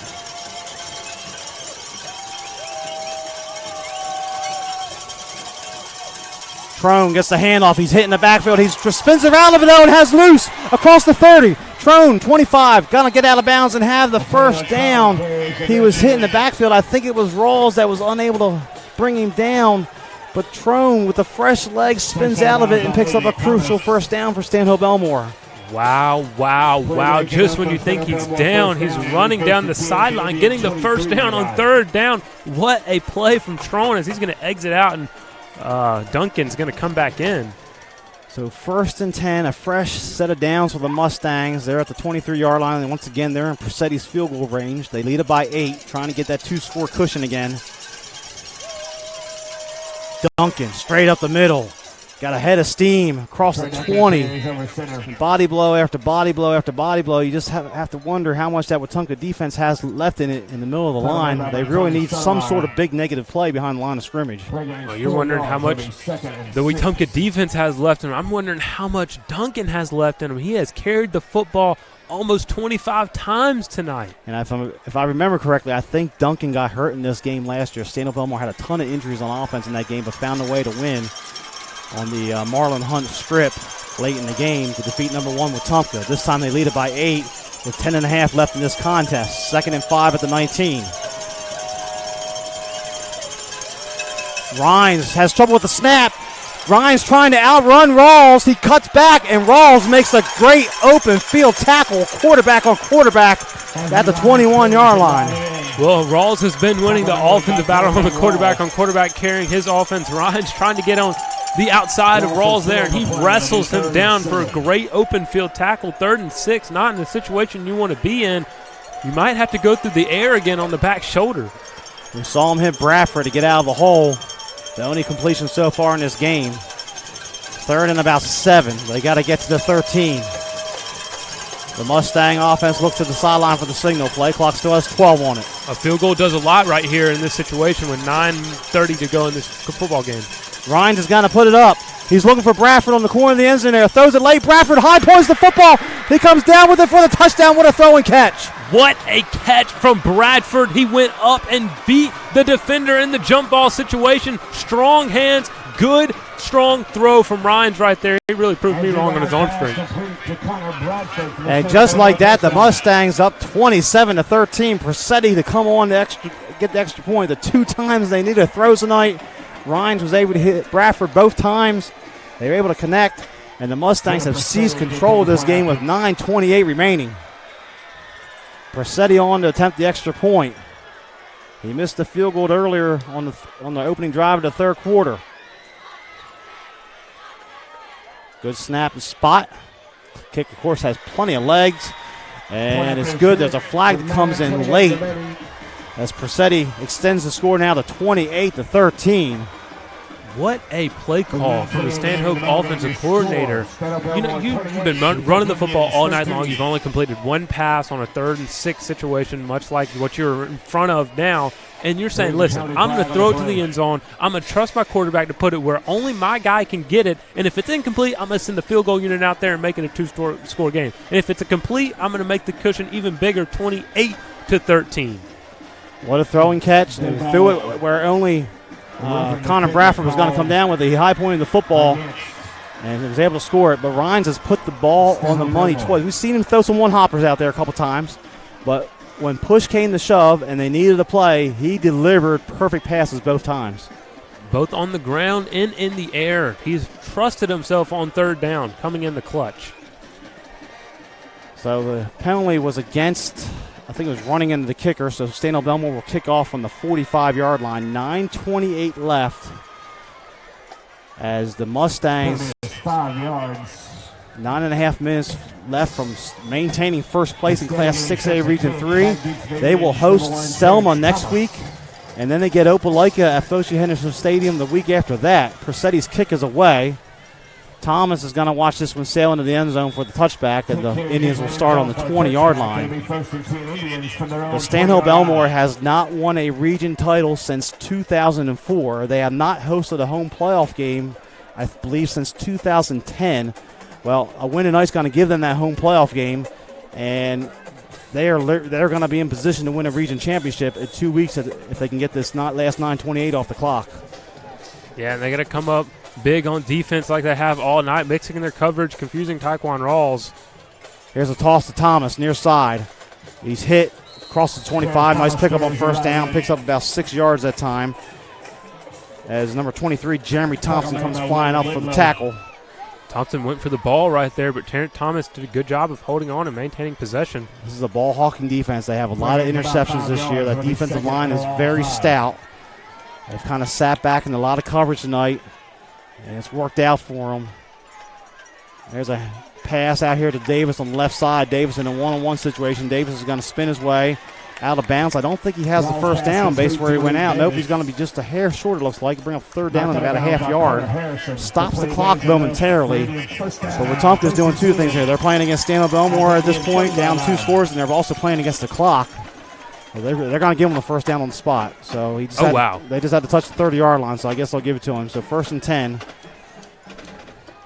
Clock starts back again, 8:40 and moving. Davis comes in motion. They hand it to Davis. Davis escapes one tackler. He's going to have to cut this up, and he runs out of bounds at about the 32-yard line. Thompson forces him out of bounds along with William Whitlow. A lot of running for 2 yards there. Clock stopped momentarily, 8:31 remaining. How big was that Taekwon Rawls called back touchdown now in this situation? They're going to have an opportunity to tie the game, and there was just since that point, it's been all Stanhope Elmore. Give the Mustangs credit. They got the stop.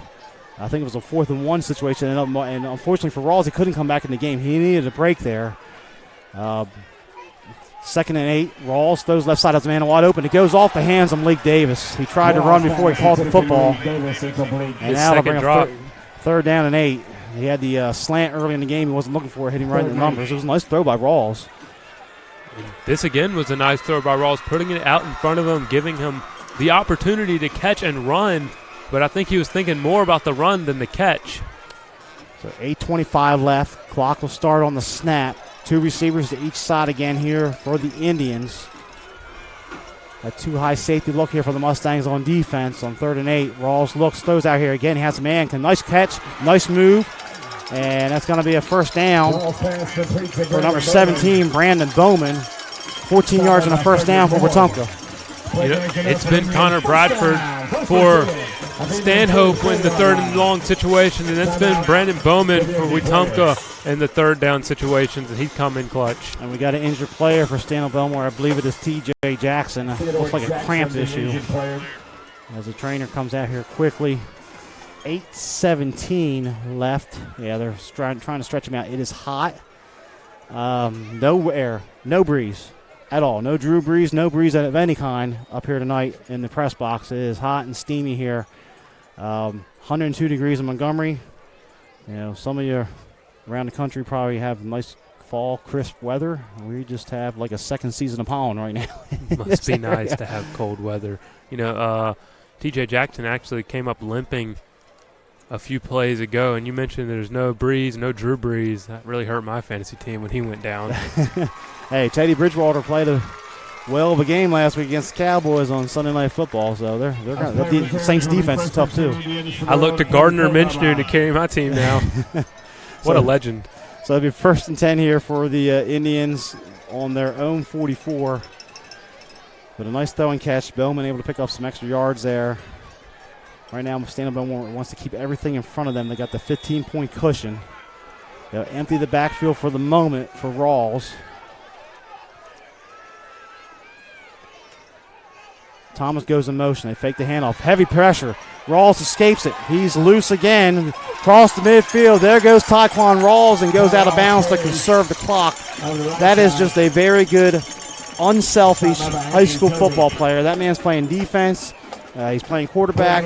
For those who don't know, Tyquan Rawls was a safety on a team that went to the state championship 2 years ago. And the star quarterback going into last season, J.D. Martin, I believe tore his ACL right before the season, and they moved Rawls from safety to quarterback. And the Indians really didn't miss a beat all year. They made it again deep into the playoffs. That's a team player as a senior getting everything he can, every ounce of energy out of him put into this program here with 8:07 left in the 4th quarter. Thomas gets the call this time. Able to put his hand down and pick up a couple yards down to the 38. Picks up 2. Clock running, though, now under 8 minutes to play. You really got to hurry up right here. And we mentioned this is a big play offense. It really hasn't been that way tonight.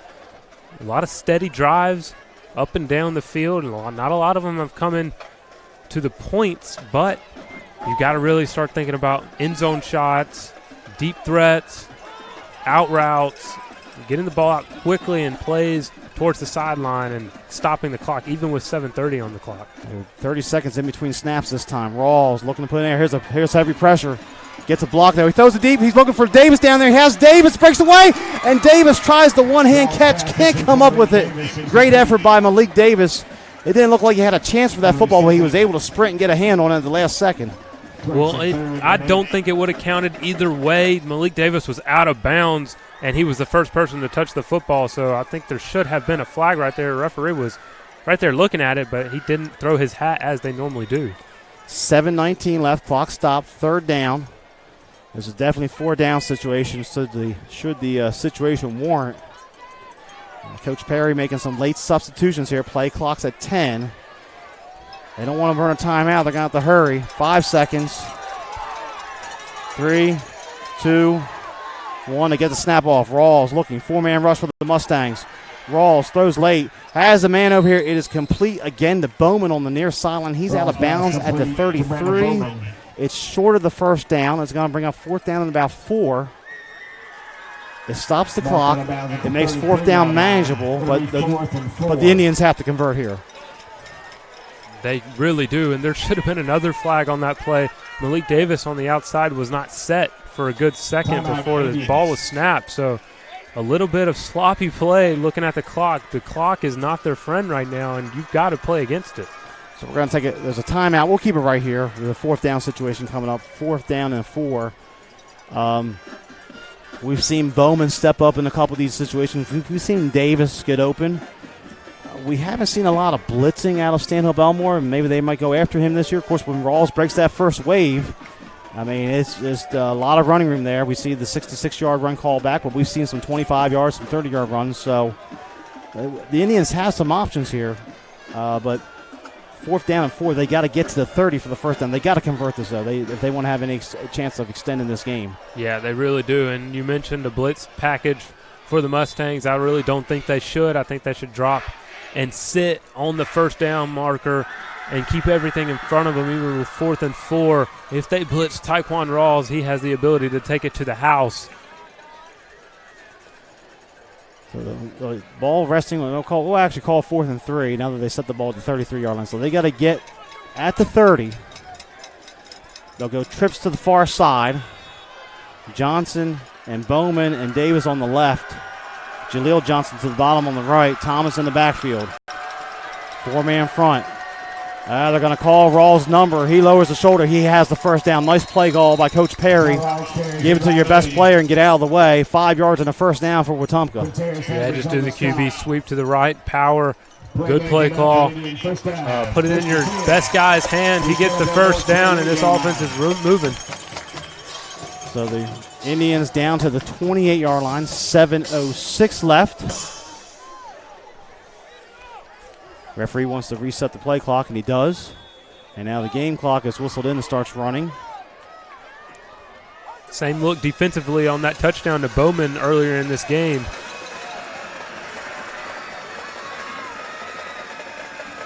Rawls looking. He's got him again. Steps up. He's hit. Gets away from one way. Boy, he throws it late over there. Couldn't get anything on that throw. Kind of throwing against his body. Goes incomplete. Looking for Davis on the far side. Bring up 2nd and 10. Heavy pressure that time by that Mustang defensive front. If that O-line could just give Tyquan Rawls 3 or 4 seconds in that pocket to look downfield. He had Bowman yet again open in the end zone for the 4th time. He's only found him once. You got to go back to that same play. They're looking at the same play defensively again with just 2-man and man-on-man on the outside. They're bringing H back in this time maybe to help out with the blocking. 2nd and 10. Thomas gets it, tiptoes us through. Very patient. Thomas into the second level. Thomas has a first down. That might have been a face mask there. I don't see any flag. He's going to have 10 yards and a first down for Wetumpka, but very patient running by the senior running back for the Indians. Yeah, did a really good job of waiting for the hole to open up, and when he did hit that hole, he cut it back to the inside to gain additional yardage. Good run from Thomas there. 6.5 left, and clock moves. Trips to the near side this time for the Indians.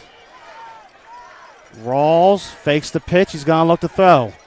Has all day. Now he's going to tuck it and throws it late. Has a man down near the 5-yard line. It's caught. It is caught on the near side.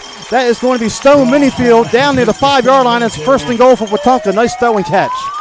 Yeah, nice throwing catch. And now this should be Tyquan Rawls running the QB power again. 1st and goal.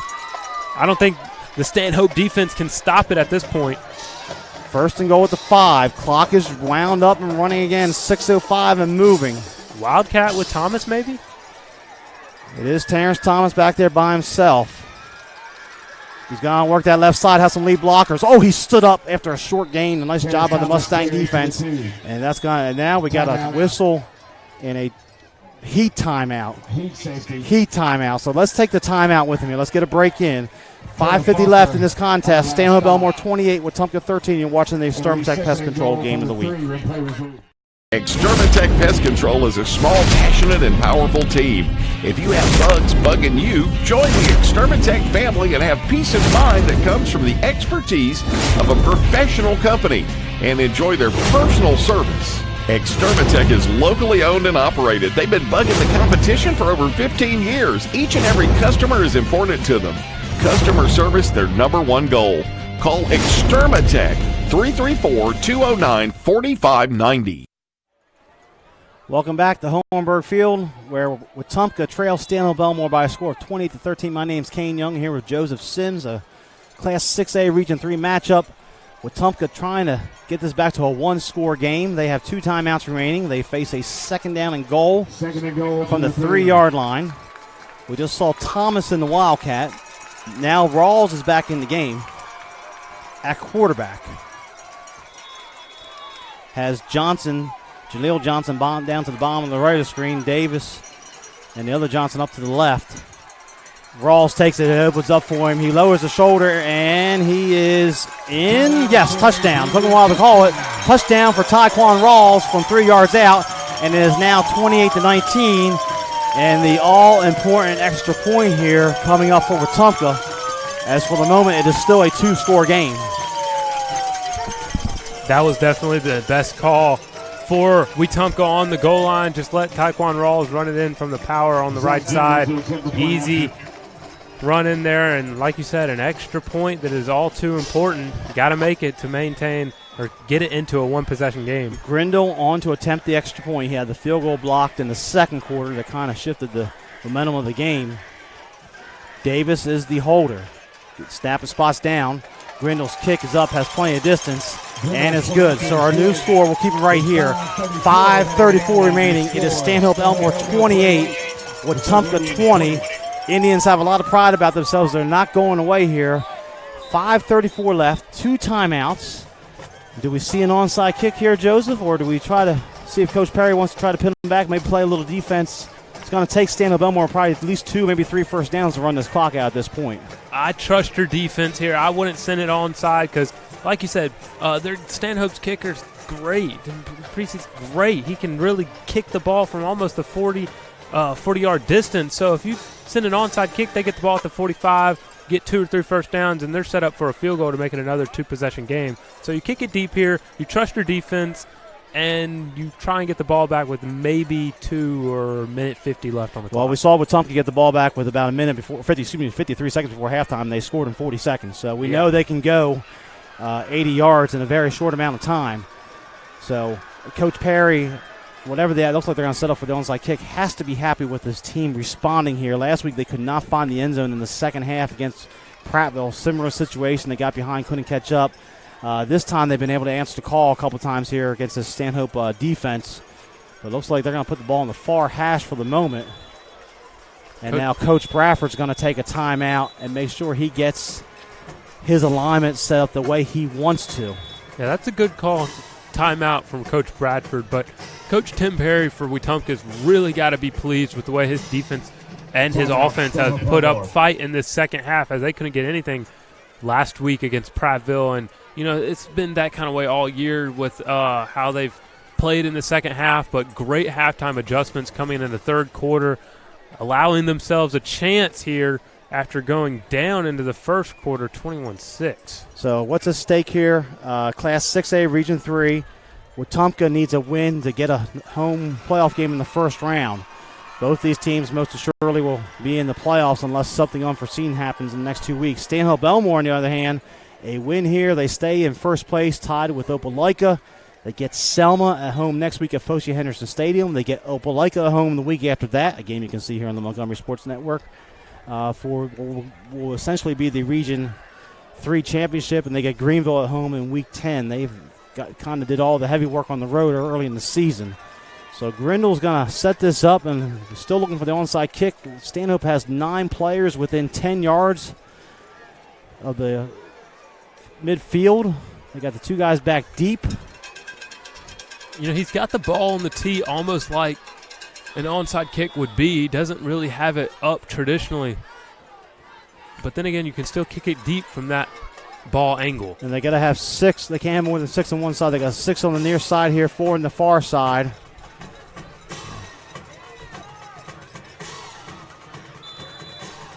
And now we got a flag. That's going to be offside. Oh, wow. One of the Wetumpka players was leaning over there, and his hand kind of went across the 40-yard line. So now they're going to move it back 5 more yards.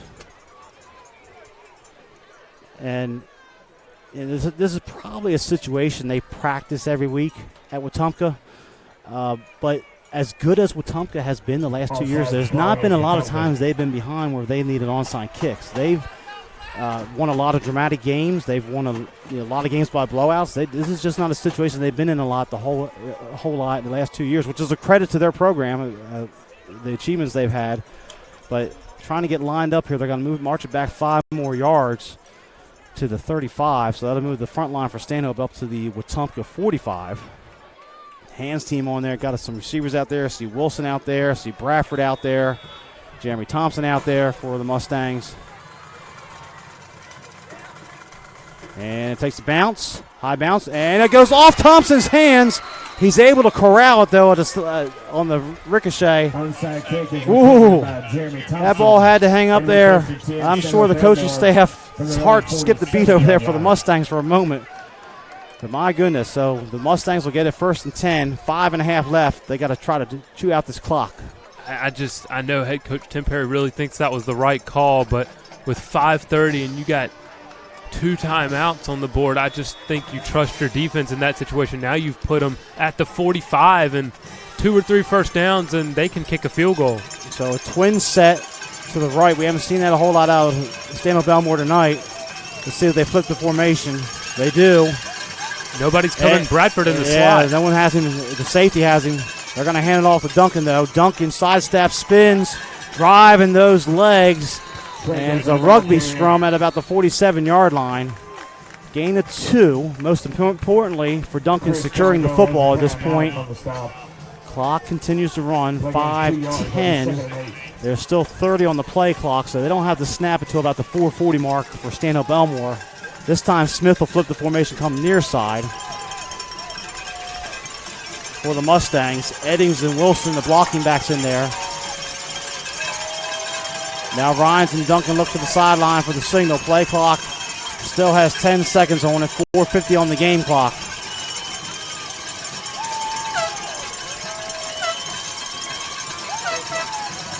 Rhines hands it off to Duncan. Duncan comes loose. About the midfield. They're going to mark him down to 49. He picks up 1. And a couple players slow to get up there. Clock running. The play clock was not reset like it should have been. There were about 10 seconds that ran off there before the 40-second play clock was reset. 3rd down and 7. The Mustangs have to get to the 44-yard line. Do you take another shot here with Bradford on the pass? You got to keep that clock running. You've given a golden opportunity. If that clock stops, Wetumpka wins the onside decision, even though they didn't get it. 3rd and 7. A lot of noise here at Hohenberg Field.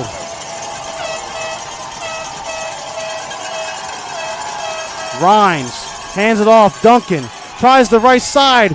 The ball's loose and the fumble is on the ground. It's loose, and I believe Wetumpka's recovered the football. The Indians have recovered on their own 37-yard line. What a turn of events. What a turn of events, and what's worse for Duncan is he had the first down.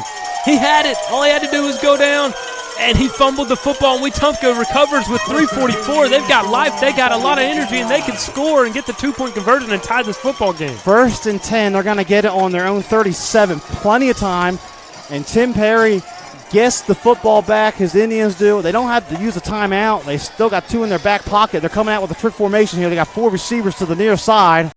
1 to the left. It's an empty backfield for Rawls. Terrence Thomas is back. That's going to force the stand-up defense to adjust here. Quick screen out to Terrence Thomas. And now they're going to switch it.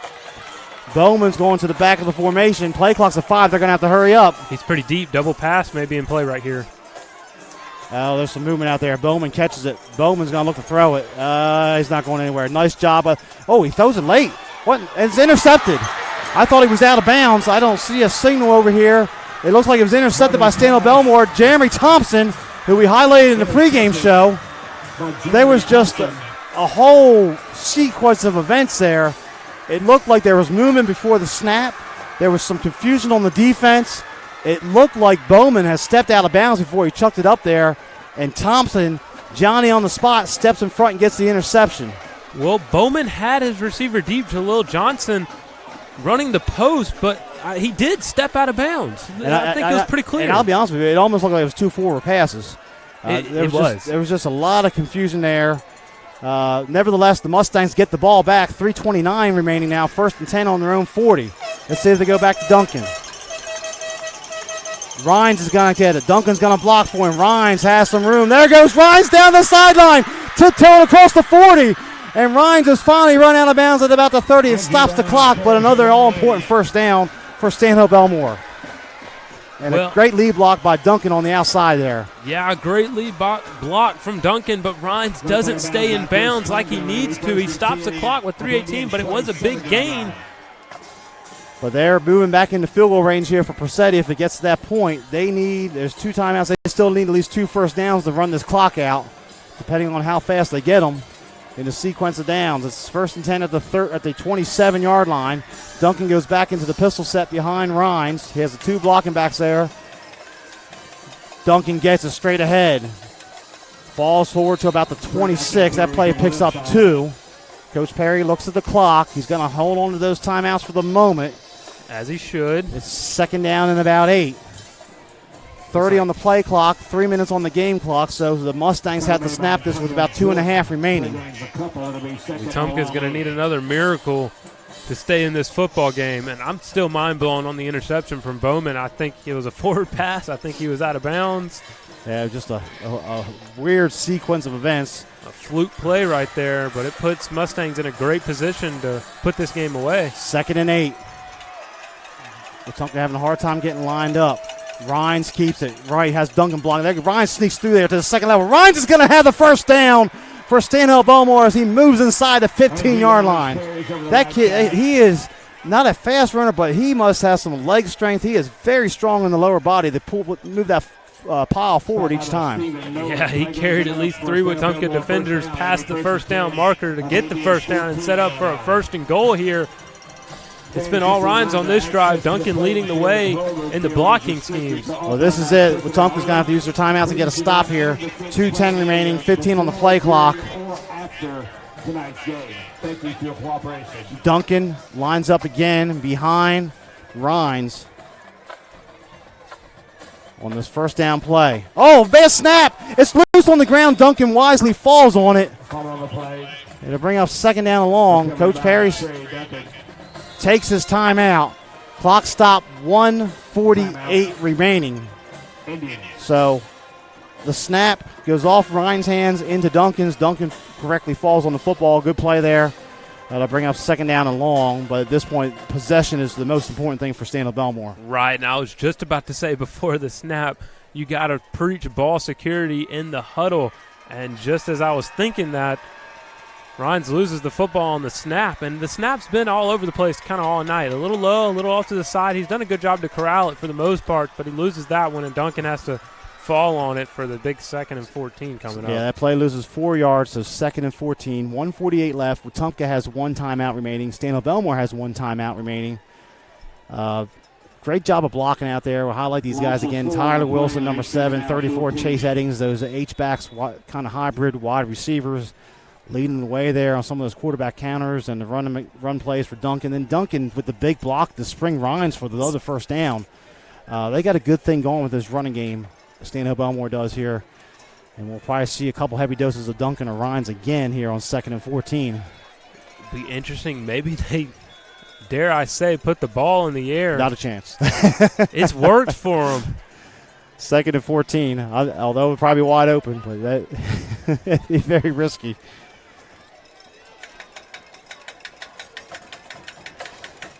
They're going to move Eddings in motion. Rhines is going to keep it himself. He's going to try to stay in bound. He does. Picks up 2 or 3. There's a timeout taken by Coach Perry. It's his last, and a few more seconds tick off there that probably shouldn't have, so 1:37 remaining. He called that with 1:40 left. 3rd down and about 12 for Stanhope Elmore. So let's set the situation here. Let's say the Mustangs gain 2 yards and it's 4th down. Do you attempt the field goal here, Joseph, or you just kind of go for it and make them have to go 80 yards?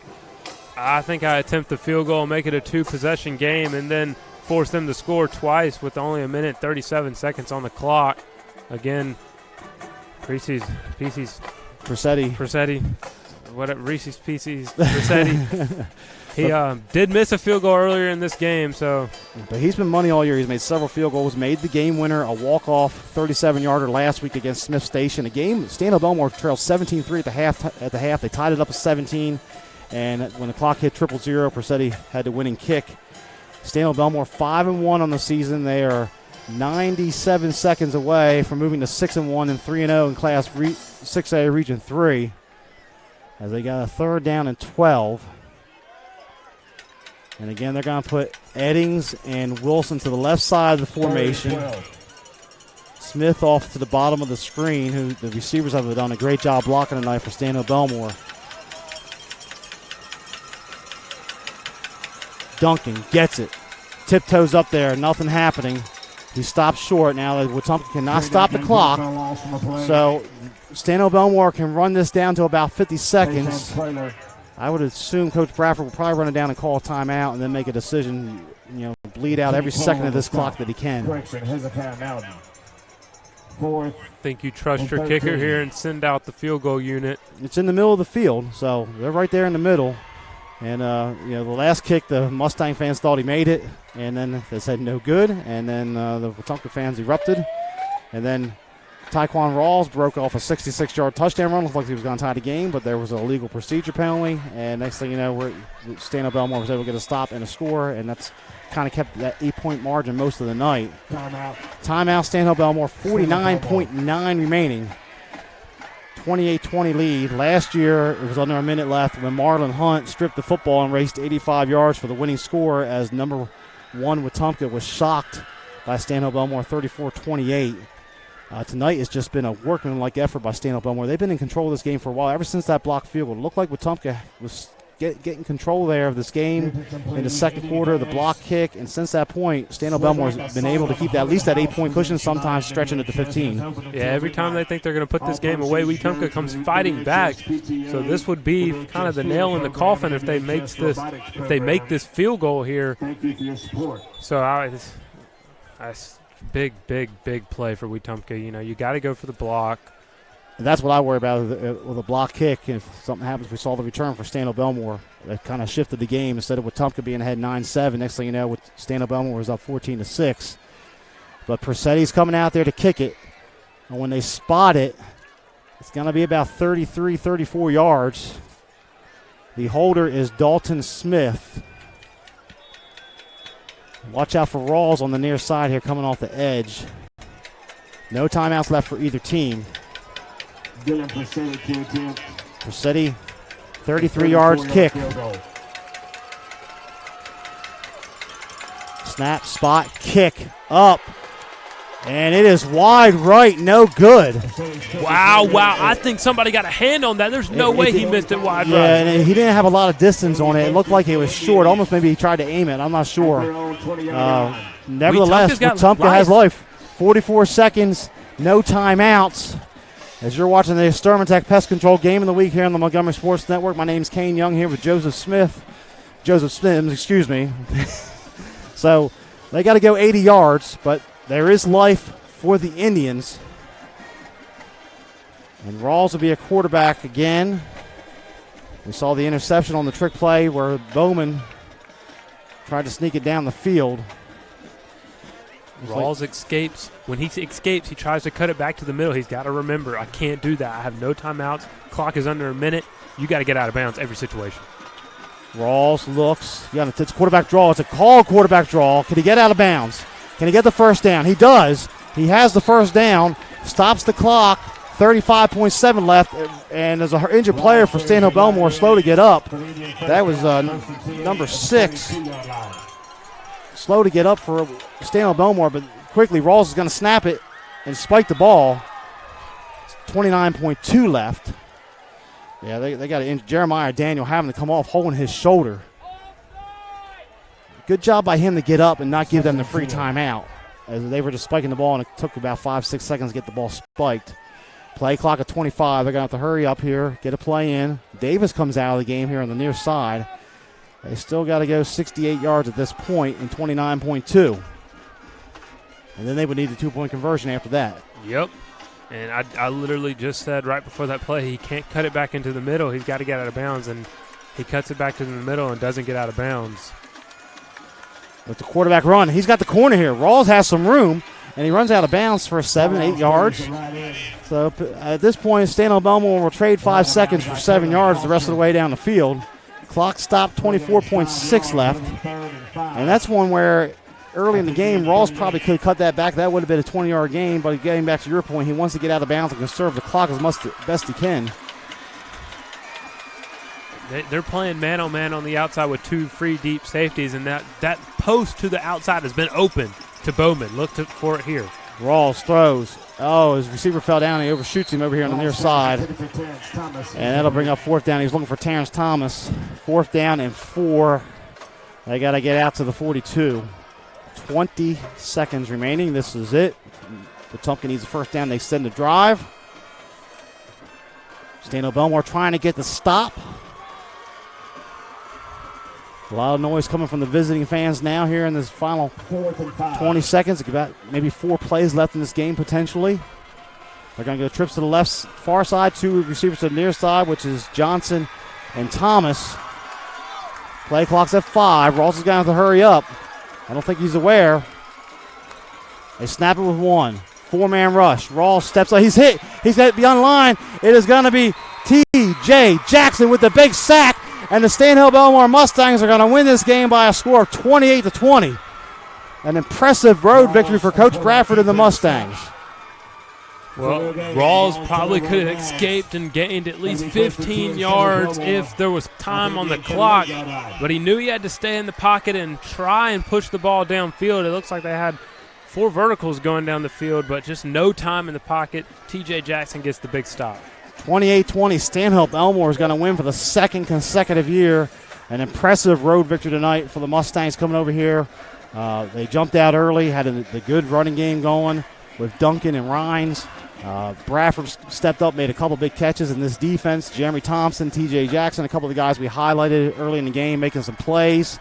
And give Wetumpka a lot of credit for coming back. Tyquan Rawls all over the field, offense, defense tonight for the Indians. And they still had the opportunity here in the final minute to win this game, or tie this game, excuse me. But Stanhope Elmore 3-0, Class 6A region play. They're going to get that home playoff game. That's pretty much guaranteed at this point. But the region championship is going to be on the line 2 weeks from the night when they face Opelika. There's a low snap, and Rhines takes the knee as the clock hits 0-0. As Stanhope Elmore remains undefeated with an impressive 28-20 victory over Wetumpka here at Hohenberg Field. We're going to take a quick timeout as the clock hits 0-0. You're watching the Extermatech Pest Control Game of the Week here on the Montgomery Sports Network.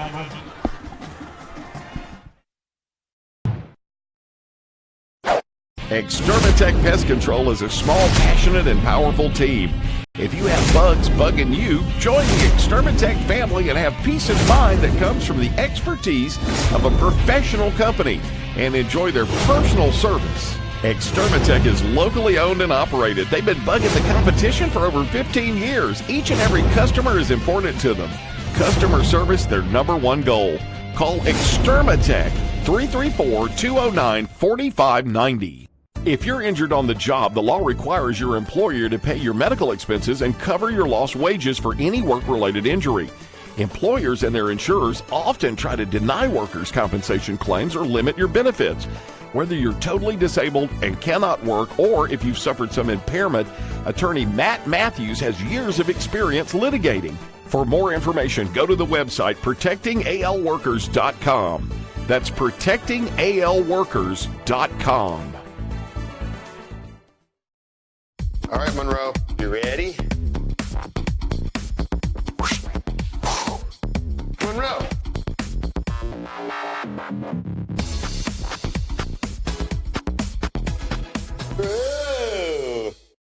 We're not your daddy's rock and roll station. 104.9, The Gump. Montgomery's alternative rock station. 104.9, The Gump. The only radio station in Montgomery playing new rock alternative. 104.9, The Gump. Montgomery's alternative rock station. 104.9, The Gump. And welcome back to Hohenberg Field, where we'll wrap up tonight's Extermatech Pest Control Game of the Week, where our final score, Stanhope Elmore on the road, getting the victory over Wetumpka in the 51st meeting between these two teams. Stanhope Elmore 28, Wetumpka 20. Mustangs 3-0, and still in line, Joseph, to control their own destiny for a region championship, something they have not won since 2004, excuse me. Yeah, and they played a great game tonight, especially controlling in the second half. And Ryans did a great job. He really put the team on his back on those 3rd and short situations. He had a couple big throws. Well, I say two big throws in the second half, all to Connor Bradford. So he had a really nice game. The coach's son stepping up, making plays. Duncan had a monster game running the football. Just a very good, impressive win for Stanhope Elmore. Also, great effort by Wetumpka fighting back there. Tyquan Rawls all over the field. Malik Davis making plays, and Thomas. Just a great effort between these two teams that played for the 51st time tonight. But once again, our final score, Stanhope Elmore 28-3-0 in Class 6A Region 3, excuse me. Remain tied with Opelika. They will host Selma next week. Wetumpka will go on the road. They're 1-2 in region play now. They will have a critical game at Benjamin Russell next week. To wrap things up here on the Montgomery Sports Network, we'll take a moment to thank our sponsors once again. We thank our title sponsor, Extermatech Pest Control. They have been bugging the competition for over 15 years, locally owned and operated. If you have bugs bugging you, call Extermatech 334-209-4590. We also thank attorney Matt Matthews of ProtectingAlabamaWorkers.com. Workers' compensation attorney Matt Matthews has many years of experience litigating working compensation cases in Alabama. If you were hurt on the job, call him or visit ProtectingAlabamaWorkers.com or call 334-721-4878. We also say thank you to the Hank Williams Museum, located in downtown Montgomery at 118 Commerce Street. Take a step back in time and learn about the Montgomery man who is known as the legendary singer and songwriter Hank Williams. Browse the gift shop. Groups are always welcome. We also say thank you to Chris's Famous Hot Dogs. Their 102nd year in business, located at 138 Dexter Avenue. Chris's also caters. Call in your next order and taste the tradition. Call 334-265-6850 for Chris's Hot Dogs. We also say thank you to Midstate Burglar Bars and Ironworks. They are locally owned and operated, have been in business since 1985. They install burglar bars, AC guards, hand railings, storm doors, and much more. They have decorative handrails, which are a work of art. Call Midstate at 334-313-9015.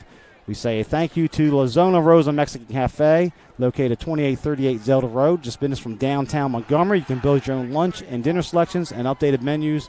Make La Zona Rosa your choice for authentic Tex-Mex and Salvadorian cuisine. They are open Monday through Saturday, and call 334-274-1153 for La Zona Rosa Mexican Cafe.